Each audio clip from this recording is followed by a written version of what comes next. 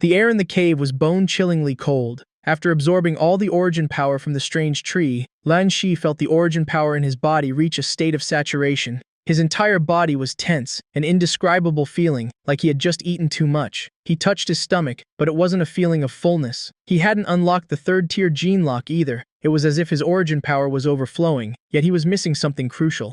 Just then, a light breeze blew past, and the purple-green leaves on the dense tree fell like snow.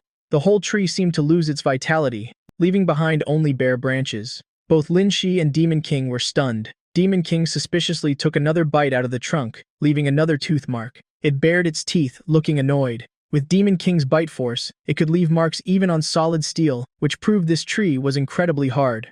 Lin Shi thought this tree might be a good material. Its roots ran deep into the pool, so he couldn't store it in his spatial dimension. It took him over 10 minutes and ruined 2 hammerheads before he had to resort to a chainsaw. Only then did Lin Shi manage to cut the tree down and store it in his space. Looking up at the sky, it had gone completely dark. The outdoors were much more dangerous at night, with many predators becoming active. Lin Shi decided to sleep in the water curtain cave and head back tomorrow. He took out a few moisture-proof sleeping pads from his space, laid them on the flat ice of the pool, pitched a tent over them, and spread some fleece blankets inside. His and Demon King's temporary nest was ready. Demon King seemed to have never stayed in such a small nest before. It ran in and out excitedly. This was also the first time since his rebirth that Lin Shi was sleeping outdoors. He measured the temperature in the cave, minus 61 degrees. The weather seemed to be getting colder lately. After eating a little something, Lin Shi and Demon King crawled into their sleeping bags. Demon King was very alert, not daring to sleep deeply. Perhaps due to the unfamiliar environment, Lin Shi also found it hard to fall asleep. Thoughts kept swirling in his head. So many things had changed in this life. The apocalypse hadn't broken out that long ago, yet humans and other creatures were undergoing massive evolution. Mutated beasts and evolutionaries had appeared early. In this life, the beast tide would definitely be far more terrifying than in his previous one. Thinking back, building the shelter was the best decision he had ever made. If he were still living in a normal apartment like before, a few dozen centimeters of concrete wouldn't stand a chance against the attacks of powerful origin beasts. His shelter's walls were 3 meters thick, reinforced with steel plates and an alloy structure, and it had 2 floors. Even if the dinosaurs of the Jurassic era reappeared, with the shelter's sturdiness and structure, it wouldn't be a problem. He wasn't lacking in supplies either. With the shelter as his base, all he needed to do from now on was keep getting stronger. Moreover, once the beast tide hit, densely populated areas would be much easier for beasts with sharp senses of smell to detect and attack. His shelter, on the other hand, was relatively safe. The only regret was that in this life, he still hadn't avenged his father. Lin Shi closed his eyes. He wasn't one to let hatred blind him. Otherwise, in his previous life, the moment he found out his father's death wasn't an accident, he would have acted impulsively. Now that the apocalypse was here, the culprit was probably building their forces in Hay City, just like before. He just didn't know if things would go as smoothly for them this time. Even if that bastard managed to swallow 1,000 origin beasts, there would come a day when Lin Shi returned to High City for revenge. Lost in thought, Lin Shi gradually drifted into a half-awake, half-asleep state. In his dream, he saw himself back in his previous life, struggling through the apocalypse. He saw himself and Zhao Xiaodao digging up the ancient coin, accidentally unlocking the cornucopia. Only this time, when he opened the cornucopia, he killed Zhao Xiaodao without hesitation. Looking at Zhao Xiaodao dying with his eyes wide open in disbelief, he felt an immense sense of satisfaction in his dream. Waking up, Lin Shi still felt that lingering high. If he had been as cold and ruthless for his own benefit in his previous life as he was now, maybe he wouldn't have met such a tragic end. Therefore, in this life, he absolutely would not trust anyone. When morning came, Lin Shi packed up his things and headed back to the safe house with Demon King. After a hot breakfast in the safe house, Lin Shi went out again. This time, he didn't plan on wandering around cities looking for gold. A few days ago, he heard that the lucky survivors in the eastern suburbs had organized a trading market. It should be up and running by now. He decided to go check it out today. If he could trade supplies for gold, even better. Lin Shi rode Demon King straight into town. Demon King's appearance naturally caused a panic. The survivors, who had long been terrified by wild animals and origin beasts, scattered in a frenzy. Demon King didn't attack them, only looking at the chaotic humans with a gaze of disdain. By the time the patrol guards heard the commotion and rushed over, Demon King had already disappeared with Lin Shi. Reaching the eastern suburbs, Lin Shi finally told Demon King to stop.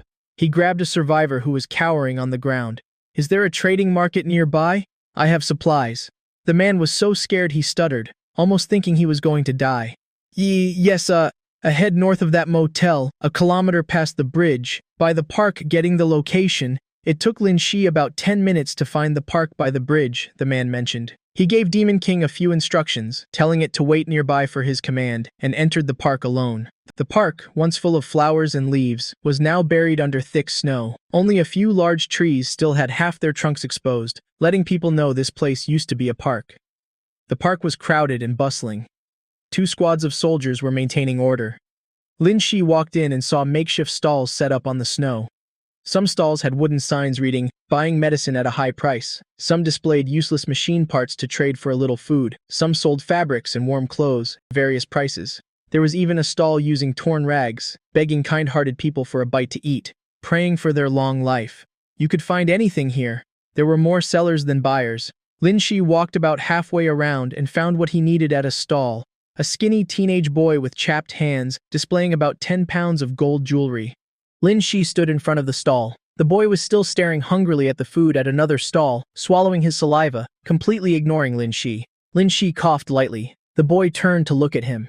How much for this gold? Lin Shi asked. Ever since the solar storm erupted and the harsh ice age hit, food was only consumed, never produced. The amount of food survivors could find was dwindling day by day. Wang Liang was originally a 3rd-grade elementary school student. Living under his parents' protection, like many other students, he used to complain about studying being hard and having too much homework.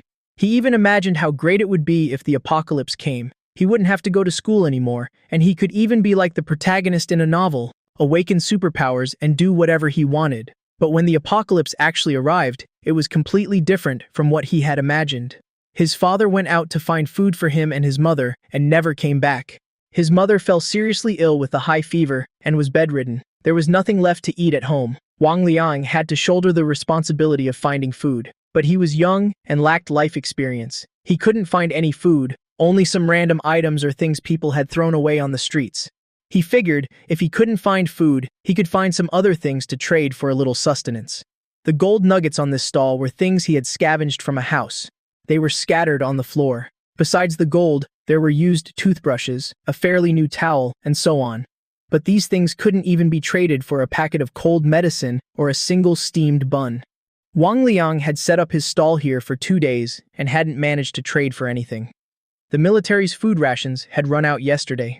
The next distribution was still 2 days away. If he couldn't trade for anything, he and his mother would only survive these 2 days by melting a little snow.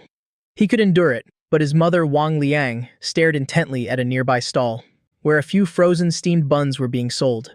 Even though frozen solid buns were hard to chew, compared to rock-hard frozen vegetables or uncooked rice, they were a rare delicacy. The past 2 days were enough for him to realize that in this market, no one wanted to trade with him. Those useless gold nuggets had no value. If he ran over right now, grabbed 2 buns, and bolted, could he get away?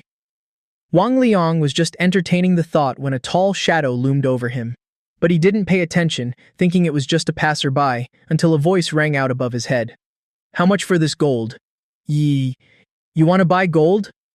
After 2 days, someone was finally asking to buy. Wang Liang jumped up excitedly, but because he was so hungry and his blood sugar was low, his vision went dark and he slumped back onto the ground.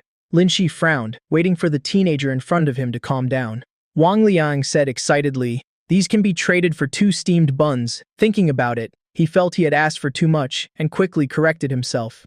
1 steamed bun, or a pound of rice, is fine too. A pound of rice, when cooked, would be more filling than a bun, but right now, fire-starting materials were too precious. A few sticks of firewood had to be traded for a pound of rice. Even the matches at home had been sold for food. If he traded for rice, they could only eat it raw. Lin Shi glanced at the pile of gold on the stall. His spatial dimension was full of it. As for steamed buns, he didn't have any. He took out 2 vacuum-sealed loaves of bread from his backpack. Can I trade with this? Seeing the bread, Wang Liang couldn't take his eyes off it. His mother used to buy this kind of bread by the box and keep it at home, giving him a few every day to take to school when he was hungry. Back then, he was even sick of eating them. Now, seeing that familiar color and packaging, Wang Liang thought of his mother lying in bed. His eyes welled up with tears, and for a moment he forgot to answer. Not enough? Lin Shi frowned slightly. Wang Liang snapped back to reality and nodded repeatedly. It's enough. 2 loaves of bread didn't look like much, but Wang Liang knew these 2 loaves could be traded for at least 5 or 6 pounds of rice in this market. Wang Liang carefully took them. Only then did he notice that Lin Shi was very clean and tidy. His face was covered by a mask, revealing only a pair of clean, sharp eyes. He wasn't much taller than him either. Seeing the boy in front of him still dazed, Lin Shi packed up all the gold on the stall into his backpack himself.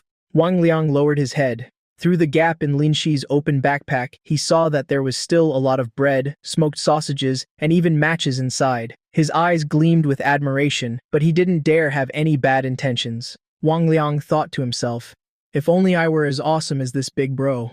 After packing up the gold, Lin Shi asked, besides this gold of yours, do you know where else I can find more? Wang Liang's eyes lit up and he said, yes, I know someone else who sells gold too. But he set up his stall all day yesterday, and no one traded with him, so he didn't seem to come out today. Wait a minute, I'll go call him over. Saying that, he quickly gathered his things and ran off. Lin Shi originally planned to set up a gold buying stall. Seeing the boy leave, he grabbed a plastic bag, sat down where the boy had been selling, took out a pen and paper from his backpack and wrote, buying gold, trading for food, 10 pounds or more. He placed the paper in front of him and waited. Soon, someone saw what Lin Shi had written and came to ask, what are you trading for gold? Lin Shi took out a loaf of bread, 10 pounds for one of these. He had previously collected a whole shipping container of this kind of bread at the port. There were tens of thousands of them. They tasted a bit sweet, and he didn't like sweet food, so he took some out to trade for gold. To prevent these loaves from looking suspiciously fresh, Lin Shi had left them in his backpack until they hardened. Seeing the golden brown bread, the man swallowed his saliva, staring greedily at Lin Shi's backpack. Wait right here for a minute. Not long after, the man returned, bringing a scalper to Lin Shi's stall. At this time, a few more people saw the sign Lin Shi wrote and gathered around the stall. But they didn't have much gold, only a few pieces of jewelry weighing a few hundred grams. Lin Shi couldn't be bothered to trade. Li Wei sized Lin Shi up. You need gold? Wherever there's a transaction, there are scalpers. They buy at low prices from the poorest survivors, then resell at higher prices to those in need, making a profit off the difference. Li Wei was the head scalper in this market. This market was also set up by him and a few others. Yeah, do you have any? Lin Shi twirled the packaged bread in his hand. He was currently short of just over 200 kilograms of gold to upgrade the item duplication function for the 10th time. He firmly believed that many people still hoarded gold, especially the wealthy from before the apocalypse. They absolutely wouldn't bear to part with their wealth. Let's go somewhere quiet to talk. Li Wei looked around. He said. Lin Shi followed Li Wei to a secluded spot. How much gold do you want? Li Wei asked. 220 kilograms. Can you do it? Lin Shi straightforwardly stated the required amount. Li Wei was a bit startled. It was the apocalypse now. Food was the universal currency. Gold was useless. What do you need so much gold for? Li Wei asked. He didn't understand why Lin Shi needed that much gold. Was he hoarding supplies just to trade for gold to make a statue? Lin Shi said, you don't need to know. Do you have it or not? Li Wei narrowed his eyes in thought, then said, I have it, but I need 2 days. And since you're buying in bulk, gathering that much gold takes a lot of effort. I don't want your bread. I need essential supplies. What do you have? Li Wei stared intently at Lin Shi. He wanted to probe Lin Shi's background, seeing as he could take out so much food to trade for gold. Li Wei guessed Lin Shi definitely had even more supplies. Lin Shi curled his lips under his mask. He knew these scalpers were craftier than a beehive. If he didn't want bread, fine. He could just go gather it himself. Lin Shi feigned indifference, turned around, and walked away, heading back to his stall. Li Wei hesitated this time, standing frozen in place. The person who had tipped Li Wei off earlier came to Lin Shi's stall and asked, Brother Li, aren't we doing this deal? Li Wei smiled, a very sinister smile, and said, have someone tail this kid. See if he has any accomplices. If he's alone, we'll follow him when he leaves the market later. Find out where he lives. Who knows, we might hit the jackpot. If that doesn't work out, we can always do honest business with him. When Lin Shi returned to his stall, he saw Wang Liang, the teenager from earlier, had returned. Along with a middle-aged man, both were panting heavily. Look, he's back. Wang Liang hadn't seen Lin Shi when he returned and thought he had left. Chen Xiaodong, who had been hurriedly dragged over by Wang Liang, stared at Lin Shi a few times. You need a lot of gold? Although Chen Xiaodong wore rather shabby clothes and his nose was red from the cold, his demeanor as a veteran bank president still set him apart. Lin Shi sized the man up and nodded. How much do you have? Chen Xiaodong glanced around, confirmed no one was listening, and said, how much do you need? Tens, hundreds of kilograms, I can get it all. Before the apocalypse, Chen Xiaodong was the president of a bank in Shay City and held the keys to the vault.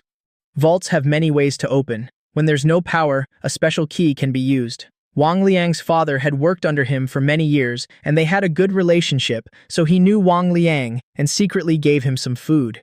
Lin Shi frowned, repeating what he had told Li Wei earlier. I'm paying with bread. 220 kilograms of gold. I'll give you 30 loaves of bread. How about it? Wang Liang looked at Chen Xiaodong excitedly. Chen Xiaodong wasn't as impatient as Wang Liang. He bargained, 40 loaves. You can take as much as you can carry, I'll tell you that. The gold I have isn't just a few hundred kilograms. 30 or 40 loaves of bread made no difference to Lin Shi, but he didn't want people to think he had so much food he couldn't finish it, so he replied, 35. The two haggled for a bit, and finally, the deal was struck at 37 loaves. Wang Liang breathed a sigh of relief. He was afraid Lin Shi wouldn't agree. On the way, Chen Xiaodong had told him that if the deal went through, he would get a 10% cut as a reward. Out of 37 loaves, he would earn at least 3 extra. That way, he would have 5 loaves of bread, enough to trade for cold medicine for his mother. After negotiating with Chen Xiaodong, Lin Shi left the market with the two of them. Outside the market, Lin Shi whistled. Demon King, hearing the call from a snowdrift, ran to Lin Shi's side. Lin Shi told Demon King to wait here for his return and to howl as a warning if it spotted any wild beast nearby. He didn't expect Demon King to find a snowdrift right outside the market, dig a hole, and crawl inside to lie down. He was both amused and helpless as he brushed the snowflakes off Demon King's shoulders. Demon King's appearance made Wang Liang and Chen Xiaodong jump and cry out in alarm. Lin Shi casually explained that this was his pet from before the apocalypse. Now that the apocalypse was getting more dangerous, having Demon King with its sharp sense of smell by his side would help detect beast tides early. Although it might cause panic or misunderstanding among other survivors, compared to the danger of a beast tide, it was nothing. Seeing that Demon King really didn't actively attack people, the two felt somewhat relieved.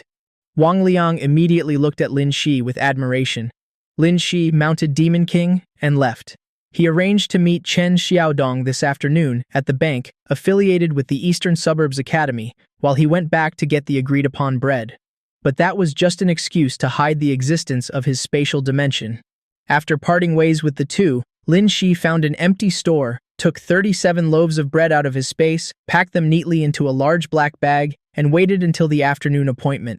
In the meantime, Lin Shi and Demon King had lunch and rested for a bit. When the time came, Lin Shi arrived at the bank as promised. When he reached the bank's entrance, he noticed something was wrong. The safe distance between Lin Shi and others had now increased to over 80 meters. Standing not far from the bank's doors, Lin Shi sensed a faint murderous intent emanating from inside the broken main entrance. Someone was ambushing him inside the bank. Lin Shi signaled Demon King to stop a few dozen meters away from the bank. He didn't go in, but said loudly, since no one is answering. Lin Shi sneered and said, "Then the deal is off." With that, he signaled Demon King to back up and leave. Of course, Lin Shi couldn't really just walk away. He was only one step away from gathering enough gold. Even if he was ambushed this morning, he could still kill them and open the vault. What Lin Shi didn't expect was that this tactic of taking a step back to advance would draw out an unexpected person. Li Wei, holding a handgun, stepped out of the bank's shadows with 2 accomplices carrying machetes. Lin Shi didn't know that this morning, shortly after he and Chen Xiaodong parted ways, Li Wei had led 3 people to intercept the ecstatic Chen Xiaodong and Wang Liang. He interrogated them about their deal. Li Wei had planned to tail Lin Shi to find his hideout, but then he saw Lin Shi riding away on Demon King. This made Li Wei immediately change his plan. He focused on Demon King. Recently, the military had taken in over a dozen scientists and established a research institute to study the recently mutated wild beasts. Li Wei thought that if he handed over Lin Shi's loyal mutated dog to the military, he could definitely exchange it for countless supplies, maybe even power. Delusions of grandeur. His eyes looking at Demon King also became greedy. Li Wei said loudly, "We meet again. I've thought carefully about what to trade with you. I'll use all the gold in this bank's vault to trade for your dog. How about it?" Hearing the intent to attack it, Demon King bared its teeth and let out a threatening growl. Li Wei, who had spoken to Lin Shi earlier, continued. "Oh, right. The vault key. I've hidden it well. If you don't agree to the trade, don't even think about getting this gold. Along with the 2 people trading with you, all 3 of you will have to die. I think you should carefully consider the consequences." Li Wei waved the gun in his hand. Make this dog cooperate obediently, and I'll spare you. Li Wei and an accomplice behind him pulled out tranquilizers and ropes, looking at Demon King with excitement. Lin Shi chuckled, then stepped off Demon King's back. He could find the gold himself, and the life or death of those two had nothing to do with him. But he hated being threatened. Li Wei thought Lin Shi had agreed, his face lighting up with joy. But his joy was short-lived. He immediately heard Lin Shi say coldly, except for the one talking, "Kill them all." Demon King had been waiting for Lin Shi's command. Hearing this, it instantly lunged forward like a gust of wind. A few dozen meters was just a split second for the current Demon King. Seeing that Lin Shi refused a toast only to be forced to drink a forfeit, Li Wei's face turned ferocious, and he immediately pulled the trigger. Li Wei thought Demon King was just like the Tier 1 origin beasts that had invaded the city before. A gun would be enough to kill it. But he was wrong. The defense of a Tier 2 origin beast was incomparable to a normal wild beast. A handgun couldn't pierce Demon King's skin at all. Bang! Li Wei fired a shot, but his eyes could barely keep up with Demon King's speed. The bullet didn't even graze Demon King's fur before Demon King was right in front of him, crushing the head of the guy holding the tranquilizer. "Boss, save me!" The other guy holding the rope ran over in a panic, begging Li Wei for help. Li Wei hurriedly reloaded, but a sudden sharp pain shot through his wrist, and the gun dropped into the snow. Li Wei looked down. It turned out to be a piece of glass embedded in his flesh. It was Lin Shi who had struck. The last time he went out, he found that glass shards were very useful, easy to hide in his hand, and quite effective against ordinary people. He had collected some into his storage space. Li Wei tried to pick up the gun, but Demon King attacked. Demon King had found Li Wei annoying for a long time. It had also heard what this human said, but Lin Shi hadn't told it to kill this obnoxious human. Demon King lunged, grabbing the guy hiding behind Li Wei in one swift motion, tearing his chest wide open and casually knocking Li Wei down. The accomplice's fresh blood splattered all over Li Wei. Li Wei finally showed a look of terror. "Get out of the bank. Why aren't you coming out?" Li Wei had planned to take Demon King away, but he had more than just 2 men. In the shadows of the bank, there were 10 others. 8 people ambushing inside the bank, and the other 2 were Wang Liang and Chen Xiaodong. Demon King's brutality terrified everyone. Hearing Li Wei's shout, the rest looked at each other, but no one moved. Besides Li Wei, no one had a gun. Going out there was no different from seeking death. Lin Shi didn't care about those people. He walked over to Demon King, picked up the handgun from the ground, and without a word, aimed straight at Li Wei's leg and fired a shot. Li Wei let out a blood-curdling scream. Lin Shi, face cold, pressed the gun against Li Wei's leg. "Where's the key?" Li Wei was terrified by Lin Shi. He knew that people who didn't talk much were the most terrifying. He hurriedly said, "Don't shoot the key. It's in my pocket. I messed up this time. I surrender. Here's the key. Let me go. My brother is an evolutionary, a reserve officer in the military. If you kill me, you'll be in trouble too. I started this, and you shot me. So we're even now, right?" Li Wei tried to stay calm, hiding his murderous intent. When he got home this time, he would definitely ask his brother to avenge this humiliation, kill this guy, and take care of that dog too. Lin Shi said nothing, maintaining his posture, and ordered, "Tell your men to come out." Mentioning his men made Li Wei furious. He roared at the silent bank entrance. "Why aren't you coming out? Do you not want to do business in Shaw City anymore?" The 8 men, thinking of Li Wei's brother's status, reluctantly led Wang Liang and Chen Xiaodong out. Despite being coerced, Wang Liang's eyes were full of admiration as he looked at Lin Shi. He was secretly cheering in his heart. So cool, wasn't this exactly the protagonist archetype from the novels he dreamed of? Chen Xiaodong, on the other hand, stared at the majestic Demon King, his eyes filled with fear and awe. If he could tame such a fierce beast, no one would dare bully him ever again. At this moment, the two had no idea that their thoughts had set their futures on 2 completely different paths. When everyone was out, Lin Shi ordered again, "Throw the key over here." Li Wei hesitated for a moment, but the look in Lin Shi's eyes held no warmth whatsoever. He bit his lip, took the key out of his jacket, and threw it to Lin Shi. Lin Shi caught the key and tucked the gun into his waistband. Li Wei breathed a sigh of relief and roared at his lackeys, who were still wary of Demon King. "Why aren't you helping me up? Why are you still holding those 2? Let them go." The 8 lackeys looked at Li Wei, then looked at Lin Shi. Demon King still had blood on its muzzle. They hurriedly untied Wang Liang and Chen Xiaodong. Wang Liang and Chen Xiaodong quickly ran over to Lin Shi's side. Li Wei, suppressing his anger, said to his lackeys, "Let's go." He just wanted to get back to the military base immediately, tell his brother, and have him bring men to kill this guy and that dog. The 8 men looked relieved to have escaped death, secretly thankful that Li Wei had an evolutionary brother, while also calculating how to appease Li Wei's anger. That was, until they heard a voice from behind them. Leave no one alive. A few minutes later, the agonizing screams ceased. In the snow, besides Lin Shi, Wang Liang, and Chen Xiaodong, no one else was left alive. From the very beginning, Lin Shi had no intention of sparing them. An evolutionary, if he dared to come for revenge, he wouldn't give him the chance to return. The bloody scene left Wang Liang and Chen Xiaodong stunned. Even though they had witnessed many deaths, they still felt nauseous. However, Wang Liang fared a bit better. A teenager's resilience was strong. He understood the logic of pulling up weeds by the roots. In just a moment, he was back to looking at Lin Shi with admiration. It never crossed his mind that the two of them could also be targets to be uprooted. Chen Xiaodong, however, thought differently. Li Wei's desperate screams before his death still echoed in his ears. And Lin Shi's cold, contemptuous gaze made Chen Xiaodong realize that Lin Shi wasn't afraid of evolutionaries at all, not even the military forces. Chen Xiaodong dropped to his knees in the snow, looking earnestly at Lin Shi. "Sir, can I work for you?" A wise man submits to circumstances. It was true. Lin Shi's strength was obvious, but to tame such a powerful, ferocious beast, how could he be just an ordinary young man? Chen Xiaodong didn't feel ashamed that a man in his 40s had to kneel before Lin Shi. In these times, if you still held on to your pre-apocalyptic mindset, you wouldn't even know how you died. If it weren't for Lin Shi today, he would have lost his life. Moreover, if he didn't show some tact, it would be hard to escape death. Glancing over and seeing Wang Liang still dazed, he pulled Wang Liang down to kneel with him. Wang Liang finally reacted, but he truly hadn't expected Lin Shi to kill them to silence them. Yet at this moment, in his eyes, Lin Shi was no different from the protagonists in the novels he had read. In novels, those who followed the protagonists were bathed in their aura and became powerful. If he followed Lin Shi, wouldn't he also become awesome in the future? Thinking of this, Wang Liang said excitedly, "Big bro, let me follow you. I'm very obedient." Lin Shi took a piece of cloth and wiped the blood off Demon King's fur. He threw the key in front of Chen Xiaodong and said to the two, "I don't need you to serve me. Get up and go get the gold from the vault." Wang Liang was the most disappointed. He was about to argue for more, but Chen Xiaodong pulled him back. Chen Xiaodong shook his head at him. Chen Xiaodong led Lin Shi into the bank. Previously, Chen Xiaodong had taken some gold out to trade, so the door in the vault had already been broken by him. Inside the bank, it was pitch black. Lin Shi took a flashlight out of his backpack to illuminate the way. The two looked at the flashlight in Lin Shi's hand with envy.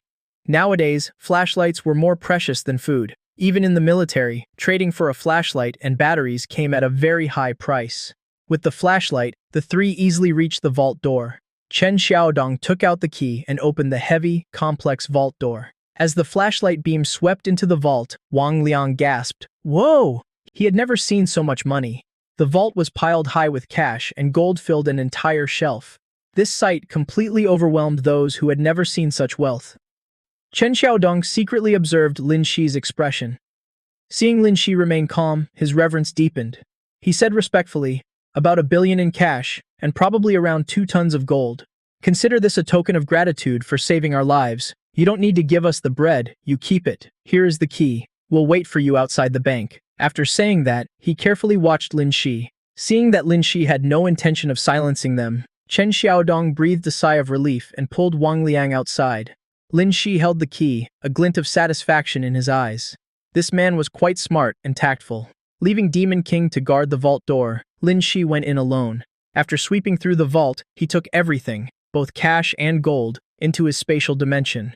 He left a few gold bars in his backpack, then he stepped out of the vault and locked the door. On second thought, still feeling uneasy, he took a small piece of steel from his space, jammed it into the keyhole, and snapped it off, completely jamming the lock. Even if Chen Xiaodong had a key, it would be hard to open the door, and he wouldn't know how much gold was missing inside. Done. Lin Shi nodded in satisfaction and left the bank. At the entrance, Lin Shi saw that Chen Xiaodong and Wang Liang still hadn't run away. He was a bit surprised. Lin Shi realized Chen Xiaodong was still wary of him. He thought the two would just run off since they didn't need to trade for food anymore. But he didn't like killing innocent people, especially those who knew their place. Lin Shi handed the bag of bread to Chen Xiaodong. "I keep my word, take it." But Chen Xiaodong didn't take it. Instead, he pulled Wang Liang down to kneel in the snow again, looking up at Lin Shi. "Sir, we want to work for you. Please don't be so quick to refuse. We can help you with some errands. For example, like this time when you needed gold. In the future, just tell us what to do. We'll take a meager wage from you, and it'll save you time. Normally, we'll just do our own thing. We won't demand any supplies from you or ask you to do anything for us. If you're afraid we'll leak your secrets, just let your dog memorize our scent. A dog's sense of smell is very sharp. We absolutely won't be able to escape. I have to say, this man is very smart and very tactful. This reasoning was entirely for his own benefit, but Lin Shi couldn't help but find it appealing. So you just want to rely on me for a little food? Lin Shi frowned and asked. Chen Xiaodong smiled, a smile that clearly revealed his ambition. Of course, I also want to take a gamble. A gamble that one day you'll rise to the top and have a say in Sha City, so that nobodies like us can reap the benefits too. If it doesn't work out, I won't regret it. I have nothing to lose. If I die, I die. In 18 years, I'll be a hero again. Wang Liang's blood boiled as he listened, and he chimed in, Me too. Lin Shi narrowed his eyes, thinking for a moment. He asked, Help me gather information about evolutionaries and the military. Consider it a trade. Next time I come looking for you, I'll pay you based on the information you provide. He patted Demon King's head. Demon King looked at Lin Shi, walked over to Chen Xiaodong and Wang Liang, sniffed them, and memorized their scent. As for working for me, forget it. Just staying alive is lucky enough. With that, he turned, jumped onto Demon King's back, tossed the bag of bread down, and left without looking back. Chen Xiaodong and Wang Liang watched Lin Shi and Demon King disappear before standing up. Chen Xiaodong looked at the bag of bread Lin Shi had tossed back. He counted them. 37 loaves, not a single one missing. He sighed and said to Wang Liang, Lucky you, meeting this guy. Even though he's ruthless, he's a man of principle. I can tell his future will be anything but ordinary. It's a pity we're too useless to be of any help to him. Wang Liang asked in surprise. Didn't he just tell us to help him gather information? That's right, but those two scalpers are dead, and he has an evolutionary brother. We might get dragged into this. Let's go. Go home. I'll help you move your mother. Just surviving is good enough. Demon King ran very fast. In less than an hour, Lin Shi was back at the safe house. Now he had enough gold. He could upgrade the item duplication function for the 10th time. Lin Shi returned to the safe house. He recalled Demon King into his spatial dimension, played with the long-armed ape and the clouded leopard for a bit, took off his coat, and turned on the lights. As usual, he took out the 2 tons of gold and laid it out in the living room. The gold he had hoarded previously had all been fed to the cornucopia. The cornucopia's current interface was as follows. Cornucopia. Storage space. Complete. Spatial volume can increase according to the user's origin power. Can store living creatures.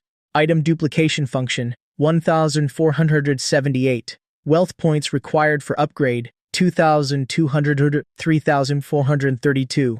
Lin Shi stared intently at the interface and whispered, Upgrade item duplication. As soon as he spoke, some of the gold bars on the floor vanished. Similar to the 10th upgrade of the storage space, the entire cornucopia interface turned into a mess of error codes. A golden light radiated from between Lin Shi's eyebrows. He held his breath, watching the changes unfold before his eyes. Lin Shi didn't see that. After the golden light radiated from his forehead, a faint image of a gold ingot appeared between his eyebrows. The golden light intensified, and his vision was filled with gold. Even his eyes were tinted gold. Lin Shi felt as if he were soaking in warm water, incredibly comfortable. He even felt the urge to sleep. He tried his best to stay awake. This time, the error code screen lasted much longer than before. As time passed, Lin Shi finally couldn't fight off that inexplicable drowsiness anymore. He staggered a few steps and collapsed onto the sofa. He fell asleep, unaware that as he lay unconscious, the golden light between his eyebrows grew even more blinding, illuminating the entire safe house living room with a brilliant golden hue. Meanwhile, a notification appeared on the cornucopia interface, one that Lin Shi wouldn't be able to see even when he woke up. The cornucopia has completed its final upgrade, upgrading to the full version cornucopia. It will be bound to the soul of the owner, Lin Shi. Until the owner dies, it cannot be claimed by another, cannot be stolen, and cannot be discarded. AI mode activated, extracting owner data. After a long while, the golden light vanished, and Lin Shi slowly regained consciousness. He opened his eyes and immediately sat up. Did I fall asleep? Normally, no matter how tired he was, as long as he didn't want to sleep, he wouldn't. He immediately understood that his falling asleep was definitely related to the cornucopia. Lin Shi hurriedly looked at the cornucopia interface. The previously simple cornucopia interface had completely changed. The interface no longer displayed detailed information about the cornucopia. Instead, 4 different icon panels appeared: a human figure icon, a gold ingot icon, an exclamation mark icon, and a circular icon with a dot in the center. Lin Shi focused his attention on the human figure icon. In the blink of an eye, the interface before him changed. Owner data, Lin Shi. Age, 19. Evolution level, Tier 2, Gene Lock. Origin power, 400 units. Mental power, 80 units. Detected that the owner has reached the 400 units of origin power required for the next evolution. Short of 20 units of mental power, 100 units required for upgrade.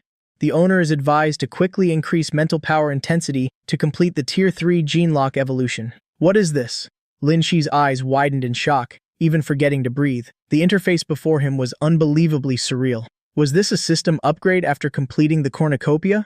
Even though he still believed deep down that the cornucopia was a high-tech product of some advanced civilization, this game-like interface still exceeded his comprehension. Lin Shi slightly adjusted his thoughts, and the interface with the 4 icons reappeared. This time, he focused his mental power on the gold ingot. His vision blurred again, and the interface changed to cornucopia, complete. Storage space, complete. Spatial volume can increase according to the user's origin power. Can store living creatures. Item duplication, complete.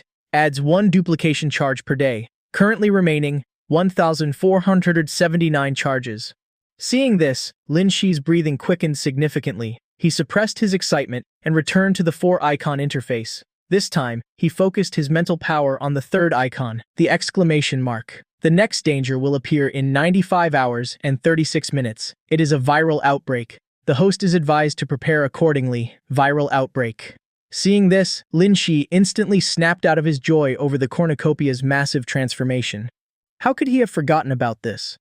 In his previous life, around this time, as the temperature dropped, viruses began to breed. Viruses that had never been seen before appeared and spread among the survivors. Due to the lack of medicine and epidemic prevention measures, the viruses multiplied and mutated rapidly.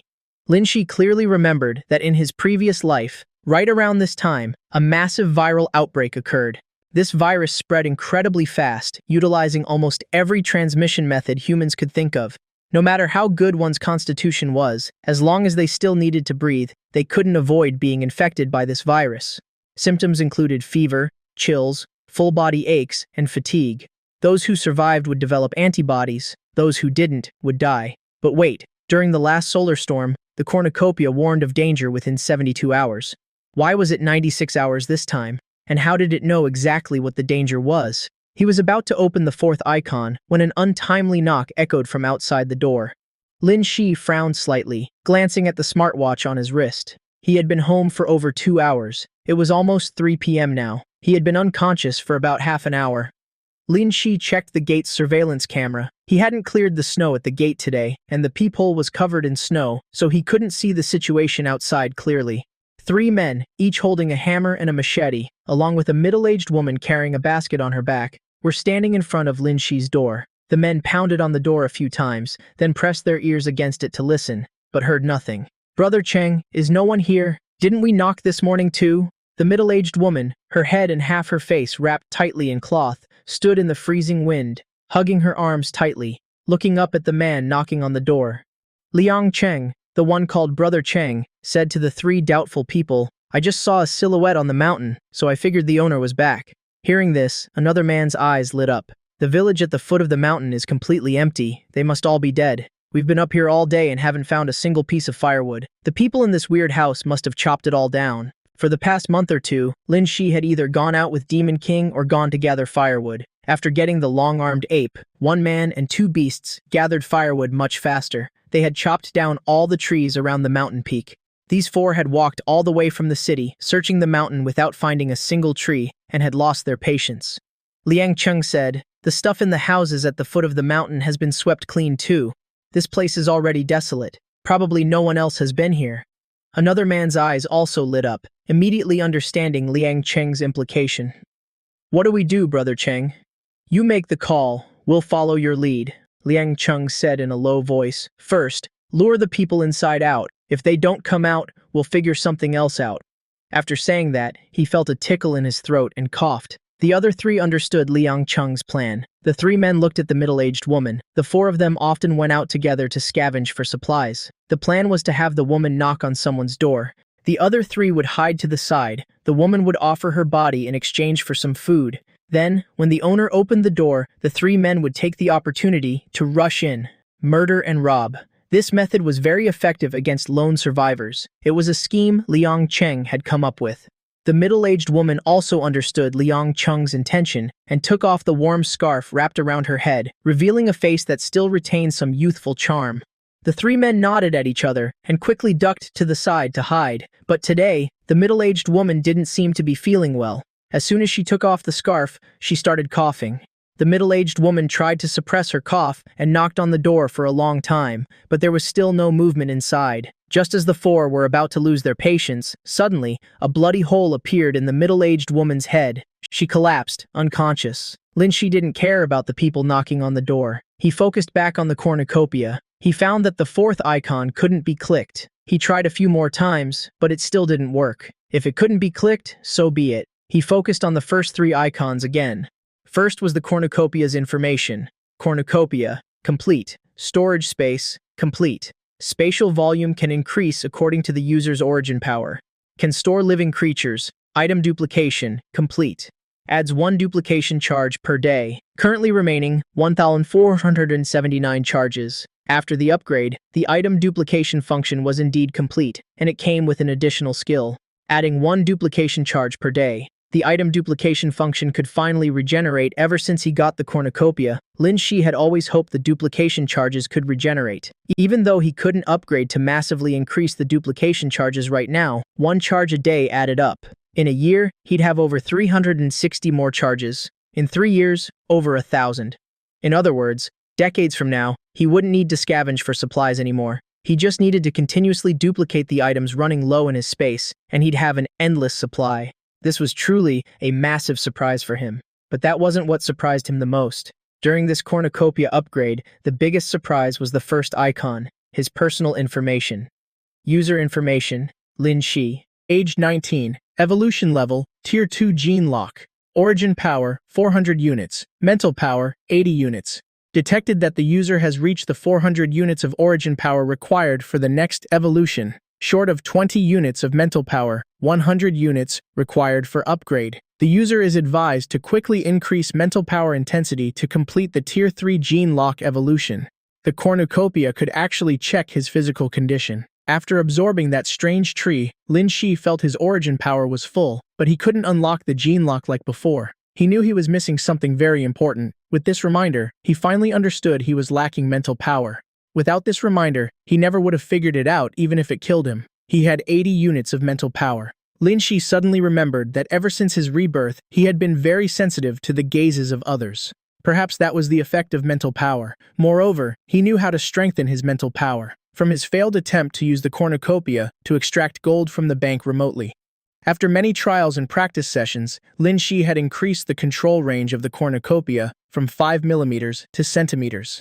His ability to sense others' gazes and murderous intent, as well as his sensory range, had all improved. So, could frequently depleting his mental power increase its intensity?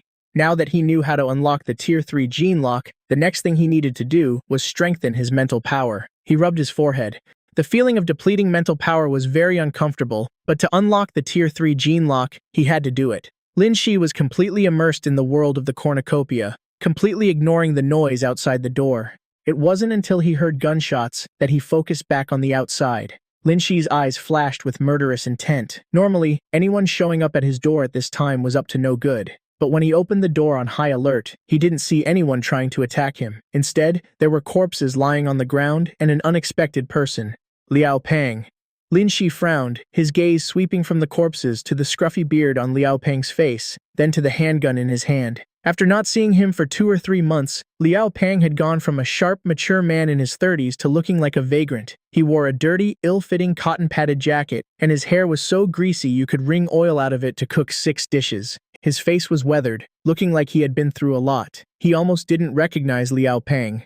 Seeing Lin Shi, Liao Peng's tense face relaxed. "Boss, you're still alive?"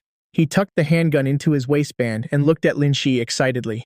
Lin Shi remained very alert. Previously, because Liao Peng worked very diligently, he had told him to stock up on food at home, but it was just a casual reminder. He didn't expect Liao Peng to still be alive. He asked coldly, "What is it?" Liao Peng chuckled and took off his backpack. The backpack was very heavy, sinking into the snow when set down. Lin Shi watched Liao Peng's movements intently. If Liao Peng made any dangerous moves, he would strike immediately. But to Lin Shi's surprise, Liao Peng dumped everything out of the backpack. The clinking of metal rang out. On the snow lay a pile of handguns and ammo, along with a few loaves of bread, biscuits, and other things. "Boss, I pulled off a big one," Liao Peng said, as if showing off his spoils. If it weren't the apocalypse, this sentence alone would be enough to make Lin Shi an accomplice. Lin Shi was very surprised, his voice softening a bit. He asked uncertainly, "Do you want your job back?" Before the apocalypse, Lin Shi had signed a 5-year employment contract with Liao Peng, so he would serve him wholeheartedly. Knowing the apocalypse was coming in 3 months, Lin Shi only paid Liao Peng 3 months' salary, with no intention of continuing the contract. After the shelter was completed, Lin Shi planned to let Liao Peng go. So, he sent Liao Peng to find out if there were any cold weapon forging workshops in Sha City, giving him his requirements to forge a few special weapons. Liao Peng had no idea of Lin Shi's intentions. Liao Peng followed Lin Shi's orders, contacting many cold weapon workshops, looking for one that could meet Lin Shi's strict requirements. He actually found one. The day the solar storm hit, Liao Peng was at the workshop to pick up the goods when he passed out.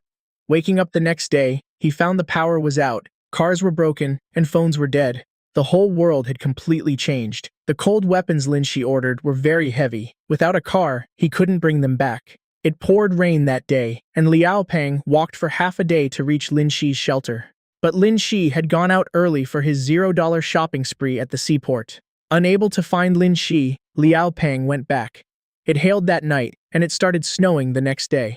Unlike other survivors who still held on to some hope, Liao Peng remembered Lin Shi's sturdy shelter and immediately realized the apocalypse had arrived. Thanks to Lin Shi's reminder, Liao Peng noticed the abnormal temperature. While other survivors were fighting over food, he quickly bought warm clothes.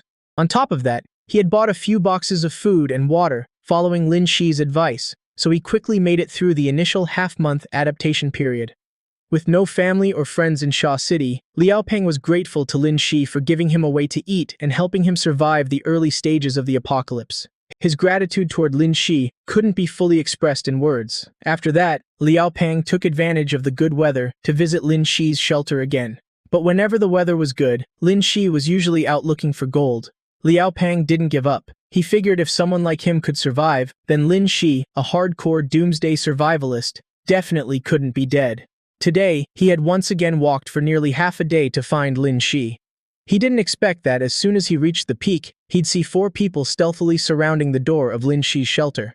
Having survived several brutal months of the apocalypse, he knew exactly what these people were planning. Without a word, he opened fire. However, his marksmanship wasn't that great. He only killed 3, and 1 got away. Seeing Lin Shi again, Liao Peng was incredibly moved. He recounted everything that had happened over the past few months to Lin Shi. "Boss, those weapons you asked me to make are all done. They're just too heavy. I couldn't carry them, but I hid them in a very safe place." Lin Shi didn't expect Liao Peng to actually finish those weapons before the solar storm hit. Back then, he had asked Liao Peng to forge a 1-meter-long sword with a triangular, 8-sided blade, a Han Dynasty-style sword, a green dragon crescent blade with a coiling dragon on the blade, and a large, broad-bladed wheel halberd. Lin Shi's requirements were very high. All 3 weapons had to be made of high-temperature titanium steel alloy and multi-layered alloy steel, forged through multiple processes. Forging these weapons was also very difficult.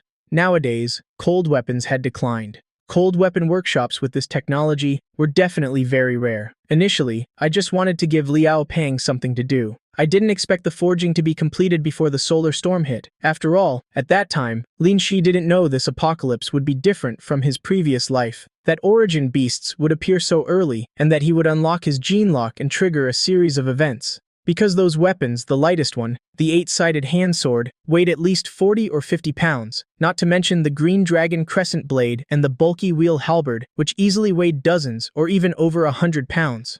Ordinary people, even martial arts grandmasters, would find it very difficult to wield such heavy weapons, so he never thought he'd have a day to use them. But now, after unlocking his gene lock, his strength was enough to lift 600 or 700 pounds. Wielding a 100-pound weapon was a piece of cake. Hearing Liao Peng report that the weapons were finished, Lin Shi would be lying if he said he wasn't thrilled. He even asked somewhat impatiently, "Where are the weapons?" These 3 weapons, whose power was directly proportional to their weight, were lethal killing machines in combat. Especially in group battles and when dealing with large origin beasts, they would elevate Lin Shi's combat power to a whole new level. Liao Peng gave him the location. It was in the northern industrial zone. It was getting dark, so it wasn't convenient to go now.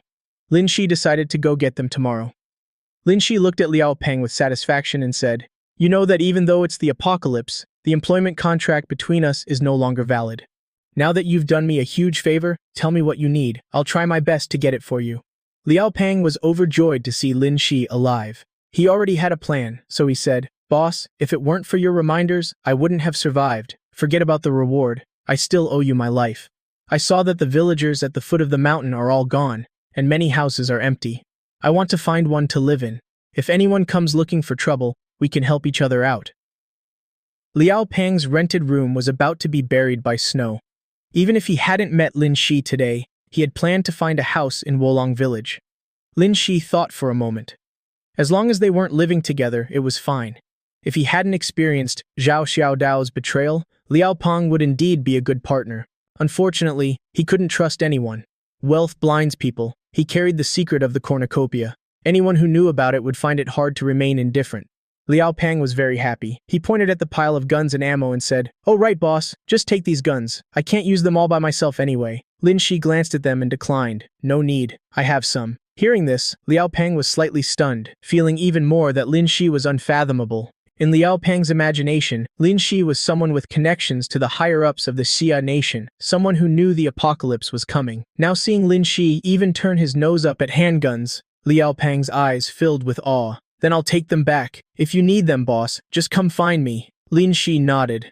Liao Peng put the handguns back into his backpack, preparing to head down the mountain to find a house. Suddenly remembering something, Liao Peng turned back and said, "Oh right, boss. There were 4 people ambushing your door earlier. My shooting isn't that great, and I let one guy get away." Liang Cheng had tumbled down the mountain. Whether he was lucky or not was hard to say, because there wasn't a single tree left on the mountain since Lin Shi had chopped them all down. Thanks to the thick layers of snow, he managed to roll halfway down the mountain and survive.